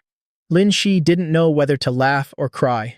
He mounted the Demon King and headed towards the eastern suburbs. The night in Sha City was eerily quiet. It was pitch black, and the streets were deserted. For Lin Shi, however, his night vision made it no different from daytime, which was a novel feeling. Along the way, he didn't see a single building with candlelight. Compared to the beginning of the apocalypse, the survivors now knew the value of a candle and the terror of the human heart. The fools who lit lamps in the middle of the night, revealing their location, were long dead by now. Halfway there, Lin Shi heard a faint chewing and swallowing sound from a small alley. Some nocturnal origin beasts were digging up bodies buried under the snow to eat. As Lin Shi rode the Demon King past, he saw a black, leopard-like cat in the darkness, digging entrails out of a corpse's abdomen. Lin Shi could even clearly see a small piece of liver stuck to the cat's whiskers. It might have been the Demon King's high-level origin beast aura, or Lin Shi's own third-stage aura, but the black cat spotted the man and his dog from a distance. It immediately abandoned the corpse and fled, disappearing behind the high walls in just a few leaps. Lin Shi didn't give chase. There were definitely more than just that one origin beast out tonight, but his purpose for coming out wasn't to hunt them. However, as he continued toward the eastern suburbs, Lin Shi noticed the number of origin beasts was increasing. By now, Lin Shi had already encountered the fourth one, but all of these beasts kept their distance from him and the Demon King. It seemed origin beasts were more sensitive to danger than humans. It wasn't until Lin Shi got close to the Starsea Inn complex that he understood why there were so many origin beasts out tonight. The sound of intense gunfire echoed through the dark sky in front of the Starsea Inn's gate. Right now, in front of the inn, two giant searchlights were aimed at the main entrance, illuminating the bloody scene before it. A dozen wolf-like origin beasts, along with several other types, were trying to break through the inn's defensive line. Among the beasts, two were significantly larger than the others. One was a wolf and the other a black bear. The ground was already littered with the bodies of dozens of soldiers and a few origin beasts. The front line of defense was formed by soldiers holding riot shields, creating two human walls to withstand the beasts' attacks, allowing the soldiers in elevated positions behind them to provide covering fire. But the difference in strength between ordinary humans and origin beasts was too great. Each wave of attacks from the beasts sent soldiers flying. The human wall would break, and fresh blood and mangled bodies would be sent scattering. After the first human wall collapsed, the second one would quickly move up to take its place. At the same time, the soldiers would rapidly form a new human wall behind the second line, and each time a wall was broken, another origin beast would fall. The scene was incredibly tragic. Lin Shi stopped a few hundred meters from the Starsea Inn and didn't get any closer. He had really come at a bad time. Since he was already here, Lin Shi found a hiding spot and observed the battle with the Demon King. On the roof of a building near the Starsea Inn's gate, an officer spoke to the battle commander, Wang Chao. "We need to send in the evolved. There are too many beasts. At this rate, how many more soldiers will have to die? How much more ammunition will we waste?" Wang Chao's lips twitched. He knew his soldiers were dying continuously, but with Major General Lin absent, any order involving the evolved had to go through Liu Bang. Thinking of Liu Bang, Wang Chao's brow furrowed deeply. 3 days ago, Wang Chao had discovered Liu Bang was injured. When the medics treated him, they found a deep wound on his abdomen, running from top to bottom, narrowly missing a vital organ. When asked, he claimed he was injured by someone during a mission, but refused to give any more details. He was still recovering now. Wang Chao said to the subordinate behind him, "Go get Staff Officer Liu, and summon the evolved here." A moment later, Liu Bang was helped over. The evolved below had also assembled. Among them, surprisingly, was Qin Shuang, who had been shot in the leg a few days ago. Liu Bang's gaze swept down, landing on Qin Shuang, a sharp glint of hatred in his eyes. Even without looking up, Qin Shuang could feel that uncomfortable gaze from above. 3 days ago, Liu Bang had drugged her dinner, intending to do her harm. Fortunately, in that critical moment, she had activated her second-stage gene lock and nearly killed him in return. But at the time, she was still under the effects of the drug and had no strength left, allowing Liu Bang to escape. After activating her second-stage gene lock, Qin Shuang's self-healing ability had increased dramatically. The wound had healed in just 3 days. Aside from a slight ache, it didn't affect her movement. The news that Qin Shuang had activated her second-stage gene lock spread throughout the entire army. Everyone believed that when Major General Lin returned, Qin Shuang would be given a significant position. The most upset person was Liu Bang. Not only had he failed to steal the chicken, but he'd also lost the rice, and he couldn't even tell anyone how he got injured. An officer with a pale, weary face spoke to Liu Bang. "Staff Officer Liu, we hope the evolved can join the fight to reduce the casualties among the regular soldiers." Liu Bang had been moody and unpredictable lately. "Isn't this why we recruited these evolved in the first place?" Initially, they thought they'd have to persuade him, but to their surprise, Liu Bang agreed immediately. Liu Bang looked down below, a smirk that wasn't a smirk on his face, and said coldly, "Not only will they participate, but they'll fight on the front lines. With great power comes great responsibility. Let them bear the burden of sacrificing for the entire army." The officer who had just spoken was stunned. Putting the evolved on the front lines would undoubtedly lead to heavy casualties. Except for Qin Shuang, the other evolved could only maintain their gene-unlocked state for a few seconds. After their gene lock deactivated, they would be weakened and could easily be killed before they could be rescued. If that happened, they wouldn't be able to explain it to Major General Lin when he returned. Originally, they had suggested having the evolved provide precision fire from the rear while their genes were unlocked. Several high-ranking officers frowned at Liu Bang, then looked at Wang Chao, silently asking for his opinion. Besides Liu Bang, Wang Chao was the person Major General Lin trusted the most. He was also the temporary commander. "Are you trying to send them to their deaths?" Wang Chao asked coldly. Faced with Wang Chao's accusation, Liu Bang's face turned pale with anger. He cursed Wang Chao internally for constantly getting in his way. "I feed these evolved, house them, clothe them, and provide them with resources and training opportunities. It's all so they can prove their worth at critical moments like this. They've only been in the army for a few months. You can't just disregard them because they're evolved, can you, Wang Chao? Under your command, which soldier hasn't fought alongside me for years? Can you just turn a blind eye to the sacrifice of your brothers in arms? If this group of evolved dies, we'll just find more. We can get them from the common folk." Liu Bang's words were utterly ruthless. Wang Chao was so angry his face turned ashen. Of course, he grieved for the fallen soldiers, but were the lives of ordinary people, not lives. These soldiers, before the apocalypse, their mission and duty was to protect the country. However, seeing the heavily wounded soldiers at the gate of the Star Sea complex, and with no decision being made, some officers still hesitated. One officer said hesitantly, "Maybe we should let these evolved give it a try. I'll have my men rescue them first. Hasn't Qin Shuang already unlocked her second stage gene lock? With her strength, combined with the 10 evolved here, it should be no problem." A triumphant glint flashed in Liu Bang's eyes. This was exactly what he was waiting for. Right now, Qin Shuang was a major threat to him. He couldn't eliminate her immediately. Once Major General Lin returned and promoted her, he'd have even less of a chance to get his revenge. As long as Qin Shuang died, what did a few more evolved matter? After observing the situation outside the Star Sea complex for a few more minutes, Lin Shi patted the Demon King, preparing to sneak inside. Currently, most of the soldiers were deployed to defend the main gate. The interior was bound to be lightly guarded. Lin Shi approached the 7-meter-high wall surrounding the complex, but that height was no obstacle for him. He recalled the Demon King into his space, and with a few leaps, he was on top of the 7-meter wall. Then he jumped down, landing softly. He released the Demon King again, and together they moved through the darkness, searching for the supply depot within the Star Sea complex. Inside the Star Sea complex, except for the main gate, everywhere else was pitch black. In the past few months, the army had mobilized all of Sha City's resources and had only managed to repair 2 large generators, but diesel fuel was scarce. Furthermore, turning on lights at night would attract beasts, so they usually weren't used. Lin Shi first went to the administration building, where supplies used to be distributed. The building was only guarded by a few lax soldiers. Seeing this, he immediately ruled it out.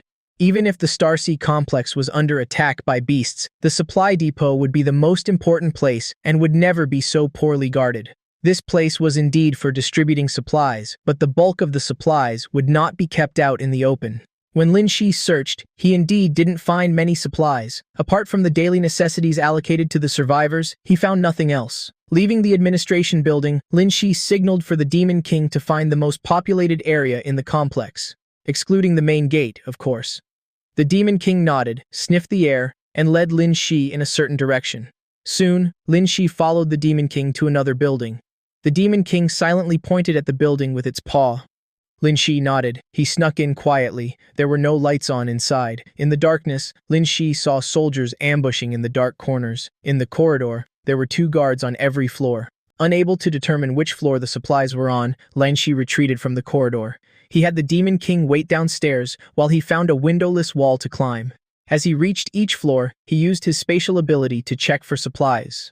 Finally, he found what he was looking for on the 5th floor of this building. On the 5th floor, room number 7 was filled with pistols, rifles, all kinds of ammunition, crossbows, military gear, and various other military supplies, stacked all the way to the ceiling. Lin Shi even found an RPG launcher in the warehouse.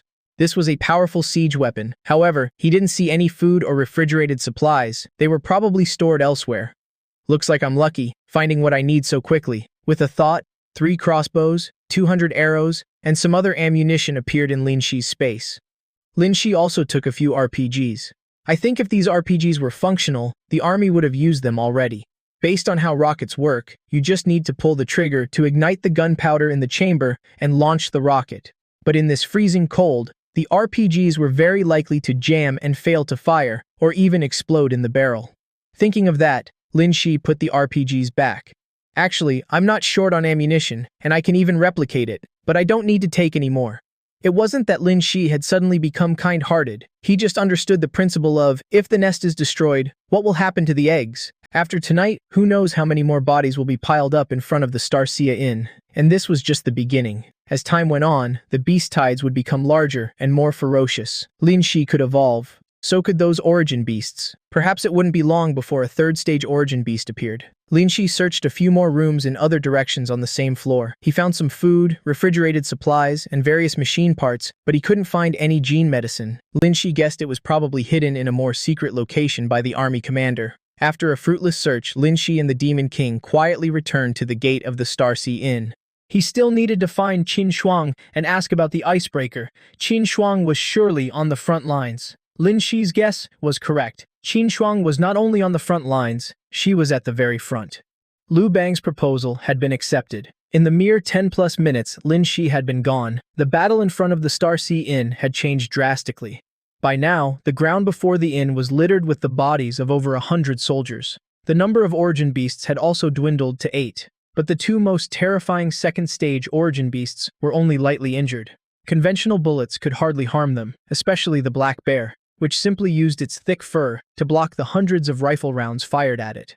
With soldier casualties mounting, the dozen or so senior officers held a vote. The minority submitted to the majority, and the decision was made to allow the evolved to join the battle. When Lin Shi neared the battlefield, he saw Qin Shuang, dual daggers in hand, fighting fiercely alongside several other evolved. Qin Shuang had not activated her gene lock. Together with the evolved who had activated their genes, they fought against the origin beasts. A pangolin-like origin beast was stabbed through the chest by Qin Shuang, its entrails spilling out. It was definitely not going to survive. This was the second first-stage origin beast Qin Shuang had killed. Many soldiers who already admired her praised her silently. But at that moment, the second-stage Wolf King set its sights on Qin Shuang. At the same time, the other evolved managed to kill 2 more first-stage origin beasts, while the rest were finished off by the soldiers. Immediately after, the effects of their gene activation ended. The consequences of their evolution burst were severe. Before the soldiers could rescue them, several evolved were bitten to death on the spot by the beasts. Only 3 were saved by soldiers who risked their lives. In an instant, only the 2 second-stage origin beasts remained on the battlefield, along with a blood-soaked Qin Shuang, who was now being pinned down by the Wolf King. Without her gene lock activated, Qin Shuang was quickly swiped by the Wolf King, suffering only minor injuries. The other evolved were either dead or had been rescued. Now, she was the only one left on the battlefield. The other second-stage origin beast was also targeting Qin Shuang. Provide covering fire, immediately suppress the black bear with heavy fire, and buy time for Qin Shuang to take down the Wolf King. Wang Chao quickly gave the order. Lu Bang stood silently in a corner, his sharp eyes fixed on the battlefield, his thoughts unknown. Qin Shuang clashed with the Wolf King. They were both too fast for any soldier to dare fire, for fear of hitting her. Qin Shuang activated her gene lock. After a brief struggle, she used one short dagger to block the Wolf King's jaws, preventing it from biting down. Her other dagger plunged into its throat, piercing through to its brain. Her left arm was nearly torn off by the Wolf King's bite. The image of the slender young woman facing off against the massive, ferocious Wolf King created a powerful, unforgettable contrast. Qin Shuang's ruthlessness and decisiveness, so unsuited for her age, etched this scene into the mind of every soldier present. After killing the Wolf King, the duration of Qin Shuang's gene activation also ended. She quickly swallowed a gene pill to maintain her stamina. "Qin Shuang, get back here now!" Wang Chao shouted upon seeing this. He quickly ordered the soldiers to find a way to rescue her. At this moment, Qin Shuang was over 80 meters from the defensive line. Normally, it would take only a few seconds to run, but now it felt like an insurmountable distance to her. The gene pill took effect, dulling some of the pain, but she was still completely drained. She dragged her heavy feet, moving slowly. 10 soldiers rushed out from the defensive line, running towards Qin Shuang to bring her back. But just then, the black bear, despite being blinded in one eye by a bullet, went berserk. It ignored the gunfire and charged towards the soldiers running to save Qin Shuang. And among their ranks, there was also someone who didn't want to see Qin Shuang make it back alive. Lu Bang, still standing in the shadows, slowly moved away from his observation post and approached the front defensive line. He snatched a rifle from a soldier's hands, his face twisted, with a crazed and cruel expression, and aimed directly at Qin Shuang as she slowly made her way closer. A shot rang out. The moment Lu Bang fired, Qin Shuang seemed to sense something, but her body was too weak to dodge. She was shot in the leg and collapsed into the blood-stained snow. Lu Bang hated Qin Shuang. He wanted her to watch as she was torn apart by the black bear. Lu Bang, what the hell are you doing? Wang Chao stared at Lu Bang in disbelief, roaring with rage. Arrest him! The surrounding soldiers reacted instantly, moving to apprehend Lu Bang. Lu Bang let his rifle fall, a look of feigned concern on his face. I was just trying to shoot the black bear, but my hand was shaking. It was a misfire. Even a fool wouldn't believe that excuse. But right now, no one cared about Lu Bang's lie. The black bear easily tore through the soldiers who were supposed to rescue Qin Shuang and then charged towards where she had fallen. It seemed her flesh and blood were more appealing to it than anyone else's. Without a moment's hesitation, Wang Chao leaped down from the third floor, preparing to save Qin Shuang himself. "Commander Wang, don't stop him!" the other officers cried out. They knew Wang Chao was also one of the evolved who had activated his gene lock. But on the battlefield, a commander must stay in the rear, directing the overall situation with calm and decisiveness. Rushing into danger was a reckless act. As much as they regretted losing a promising talent like Qin Shuang, Wang Chao's military expertise was obviously more important. Though Wang Chao was fast, someone else was faster. Lin Shi, clad in full, meticulously crafted armor that didn't even reveal his eyes, moved like a silent wind, appearing in front of the black bear. He swung his massive glaive wheel down at the beast. The sound of the blade slicing through the air was a piercing shriek. The black bear seemed to sense the danger and raised its arm to block. The same arm that bullets had only managed to graze was severed by a single swing of the axe. The bear's massive arm flew through the air, landing right at the feet of Wang Chao, who had just dodged out of the attack's range. Everyone was stunned by the sight. Without even needing to activate his top-speed gene lock, Lin Shi had appeared in front of the black bear in just 3 seconds. "What is that?" a soldier stammered. "It's a person. My God, what kind of weapon is that? How can anyone even wield something so heavy?" another soldier exclaimed in awe. The bear's arm, which bullets couldn't pierce, was just chopped off by a single swing of that axe, a soldier whispered, his voice choked with emotion. It wasn't just the soldiers. All 10 officers were dumbfounded. They were shocked not only by Lin Shi's speed, but also by the strength he displayed while wielding that colossal weapon, and the terrifying power of the glaive wheel itself. After practicing repeatedly with his 3 weapons, Lin Shi realized that if he was fighting on the Demon King's back, the Green Dragon Crescent Blade was definitely more convenient. But for ground combat, this glaive wheel suited him better. The axe head alone weighed over 100 pounds, and with his strength, it could generate an attack force of nearly 3,000 pounds. Seeing its arm fly off, the black bear roared in fury and charged at Lin Shi. It clearly hadn't realized the gap in power between them. Its defense was nothing before the glaive wheel, and its speed was useless against Lin Shi. Lin Shi's eyes were cold. He leaped 5 meters into the air and brought the massive glaive wheel crashing down on the black bear's head. At that moment, the giant glaive wheel was like a massive skillet smashing down on the bear's head. Crack! A crisp sound of breaking bone echoed. Under the incredible force, the bear's head was instantly crushed. Fresh blood and brain matter splattered everywhere. Lin Shi retracted his glaive wheel as the bear collapsed to the ground. Hot blood flowed out, creating a thick, metallic stench on the snow. The entire field fell silent. The massive axe, still dripping blood under the searchlights, sent a chill down the spine of everyone who witnessed the blow. At that moment, the same question popped into most people's minds. Is that even human? Lin Shi stood tall, holding the giant glaive wheel, next to the massive bear's corpse, like a god of death in the dark night. He looked towards the inn's gate. All the soldiers, including the officers, felt a surge of tension.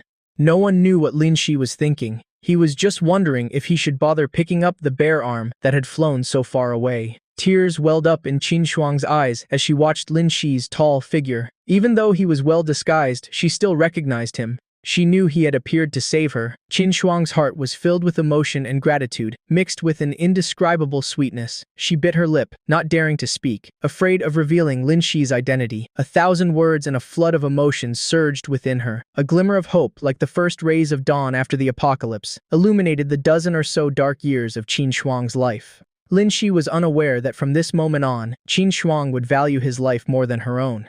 After being stunned by Lin Shi, the scene fell into a dead silence. No one dared to speak. The soldiers were so terrified they held their breath, and their superiors didn't dare to shout. The officers were suppressed by Lin Shi's aura. Unsure if he was friend or foe, they just silently watched his next move. They couldn't see his expression clearly, only that this person was holding a giant axe, his sharp gaze fixed on them, as if he could charge in and attack at any moment.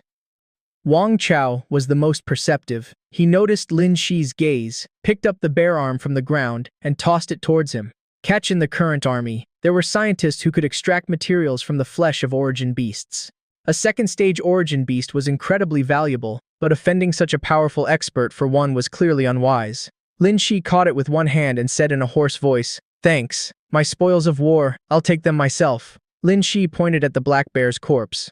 Wang Chao nodded. As you wish. A storm was raging in Wang Chao's heart. The strength and speed Lin Shi had just displayed surpassed any evolved he had ever known.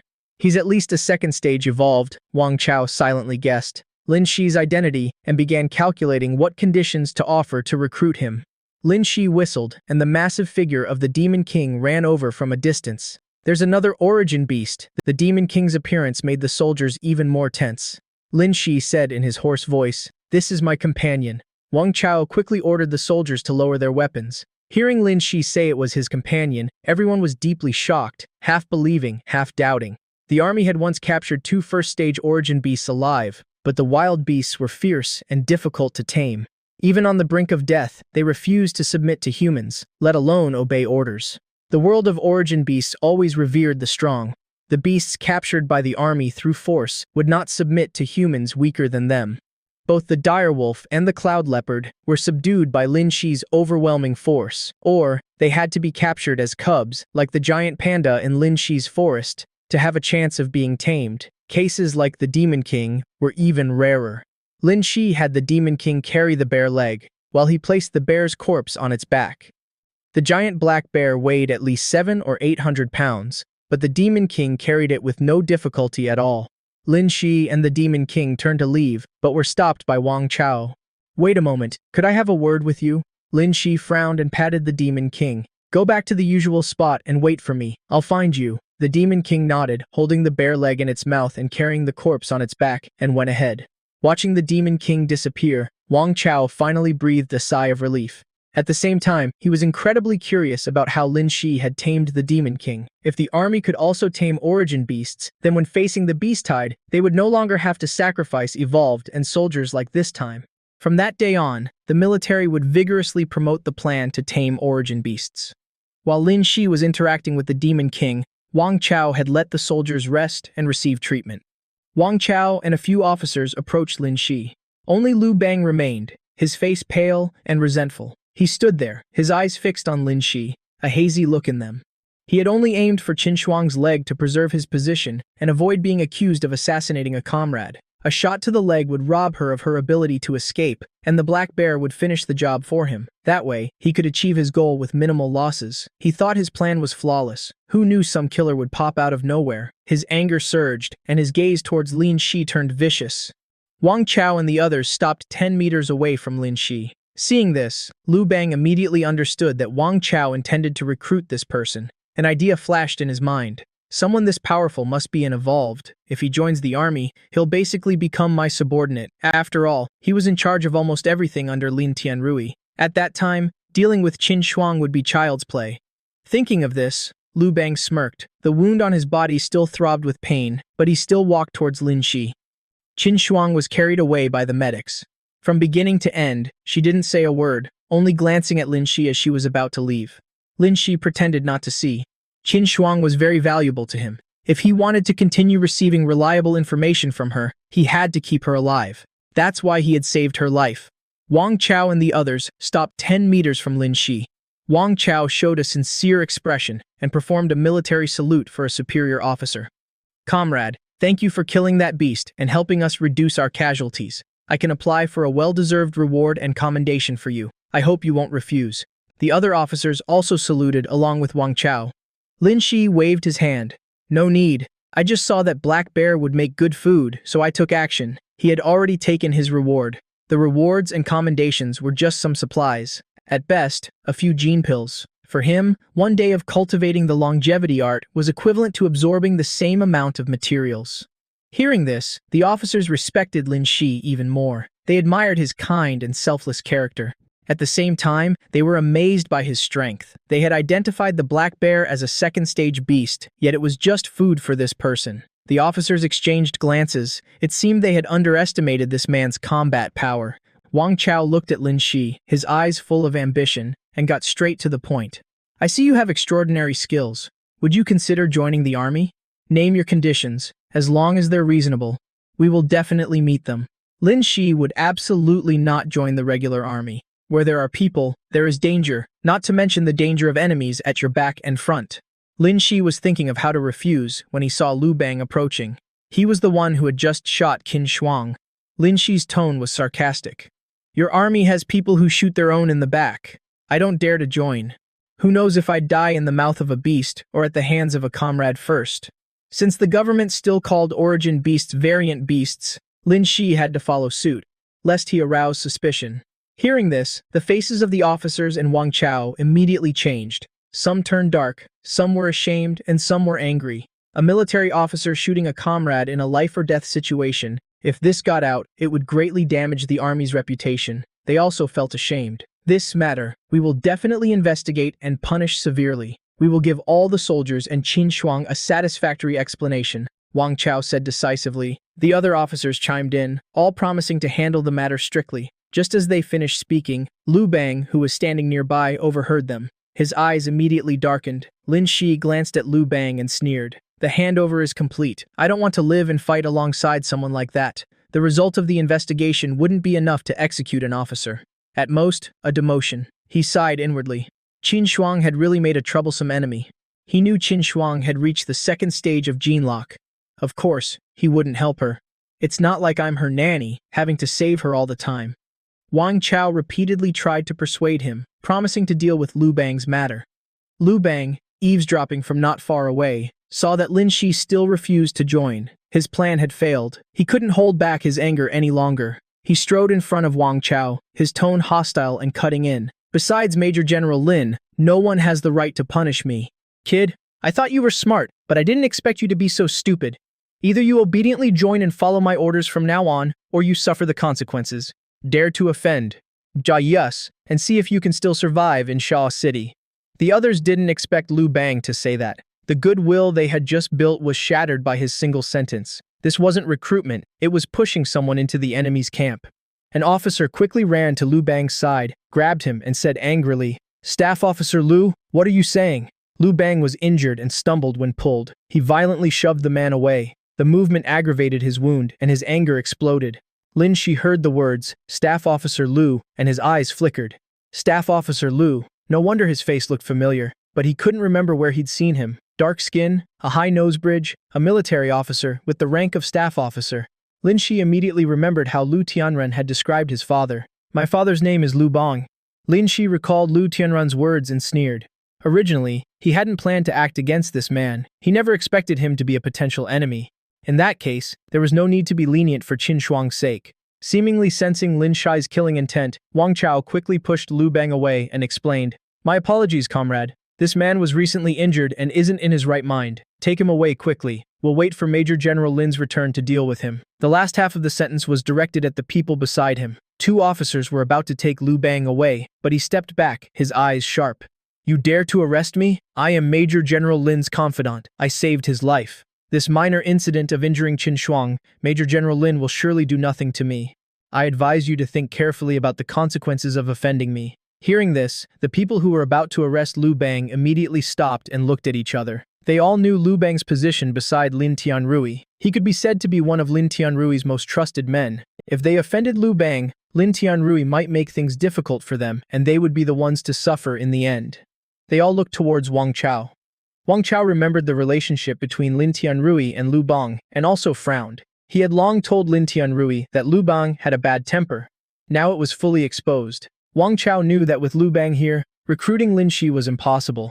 It was best to deal with Lu Bang's matter first to avoid being laughed at by outsiders. He said apologetically to Lin Shi, I'm truly sorry, comrade. We'll meet again. Lin Shi frowned, looking at Wang Chao with a different light in his eyes. This man's prestige in the army was no less than Lu Bang's, who had risen through the ranks by saving a life. Only with someone like him leading the Shaw City team could the people of Xia Nation maintain a glimmer of hope in this apocalypse. Lin Shi nodded. All right, I'll be going then. In Lin Shi's mind, Lu Bang was already a dead man. He couldn't be bothered with a dead man. But Lu Bang had no intention of letting it go. Lu Bang drew his gun, his eyes filled with killing intent, and stared at Lin Shi. Stop. Did I say you could leave? The mask obscured Lin Shi's eyes, but underneath it, his eyes narrowed, a sharp glint exposed. Lu Bang! What are you doing? Put the gun down, an officer shouted. A whooshing sound was heard. Lin Shi, at some point, had a small piece of glass in his hand. He threw it like a bullet. In the darkness, the small piece of glass shot across more than 10 meters, leaving no trace. It struck one of Lu Bang's eyes. Lu Bang screamed in pain, and his gun fell to the ground. Wang Chao and the others were startled. They looked towards Lu Bang. He was clutching his left eye, blood streaming out ceaselessly. The sudden scream drew everyone's attention to Lu Bang. No one knew what had just happened. Everyone rushed to check on Lu Bang's condition. Only Wang Chao glanced in the direction Lin Shi had left, but there was no sign of him. A moment later, they discovered Lu Bang's eye had been pierced by something. His eyelid was torn, and the eye itself was a ruin. The eye is close to the brain. In the current conditions, even if surgery were possible, it would require gene medicine to save his life. The officers looked at Wang Chao. Wang Chao shook his head. The medicine is all with the Major General. The army didn't have much to begin with, and we used more than half during this beast tide. If we use it all on Lu Bang, we might save his life. But what about the other evolved? What if the beast tide attacks again? Wang Chao didn't care if Lu Bang lived or died. Good advice can't persuade a damn ghost. Lu Bang brought this upon himself, and he had already reported it to the Major General. It was just a pity he couldn't recruit Lin Shi. Wang Chao had Lu Bang taken back to have his wound treated. He had to at least put on a show. In the following days, Wang Chao and the others in the army re-evaluated the strength of the origin beasts and reinforced the shelter's defenses. This battle had caused heavy casualties, mainly because the main gate of the Starsea Inn was not strong enough. They urgently built temporary defensive fortifications for the Starsea Inn. This beast tide had cost the army nearly 200 lives, but it had also created 10 more first-stage evolved in the army. As for Lu Bang, because the small piece of glass from Lin Shi was lodged deep in his eye, no military doctor dared to operate under the current conditions. Lu Bang's wound began to get infected. Every day, he endured excruciating pain, and his psyche became even more twisted. He spent his days cursing, and even threatened Wang Chao with a gun for gene medicine. Wang Chao had him locked up in a dark room. The next day, Lin Shi snuck into the Starsea Inn again. He received news from Qin Shuang that the icebreaker would dock at the East Port on the night 4 days later. At the port, the cold was bone-chilling, the wind cutting like a knife. The window shutters rattled, and the trees creaked in the wind. Lin Shi and the Demon King had been waiting on the top floor of a logistics dormitory building outside the port for nearly half a day. According to the news from Qin Shuang, Major General Lin would be returning with the icebreaker today, docking at the East Port. He was also going to see if he could replicate the icebreaker today. Lin Shi looked out towards the open sea. Near the shore, the sea had frozen into a thick layer of ice. There was still no sign of the icebreaker. At this moment, besides the cargo containers half buried in snow, there were several small guard posts at the port that the army had set up at some point. Like Lin Shi's own guard post, they were all semicircular. From a distance, they looked like inverted bowls on the pier. His idea for a semicircular guard post design came from the properties of snow. Obviously, the army had also considered this. Compared to a square structure, a semicircle was clearly more effective against storms and snow. It also helped retain heat better. But in terms of defense, Lin Shi's room was still a cut above. After all, under the current conditions, building such a shelter without machinery was extremely difficult. Lin Shi guessed these small guard posts were for the soldiers guarding the icebreaker. An icebreaker was such an important asset. In this apocalyptic world, calling it a national treasure wouldn't be an exaggeration. After it docked, it would surely be heavily guarded. Approaching on land would definitely lead to a conflict with those soldiers, so Lin Shi planned to replicate it from under the water. Currently, the seawater near the port was frozen. He had observed that the ice layer was about a meter thick. When the icebreaker docked, the ice on the sea surface would break. That would be the best opportunity for Lin Shi to approach the ship. By noon, the icebreaker still hadn't arrived. Lin Shi sat on the ground and took some meat out of his space.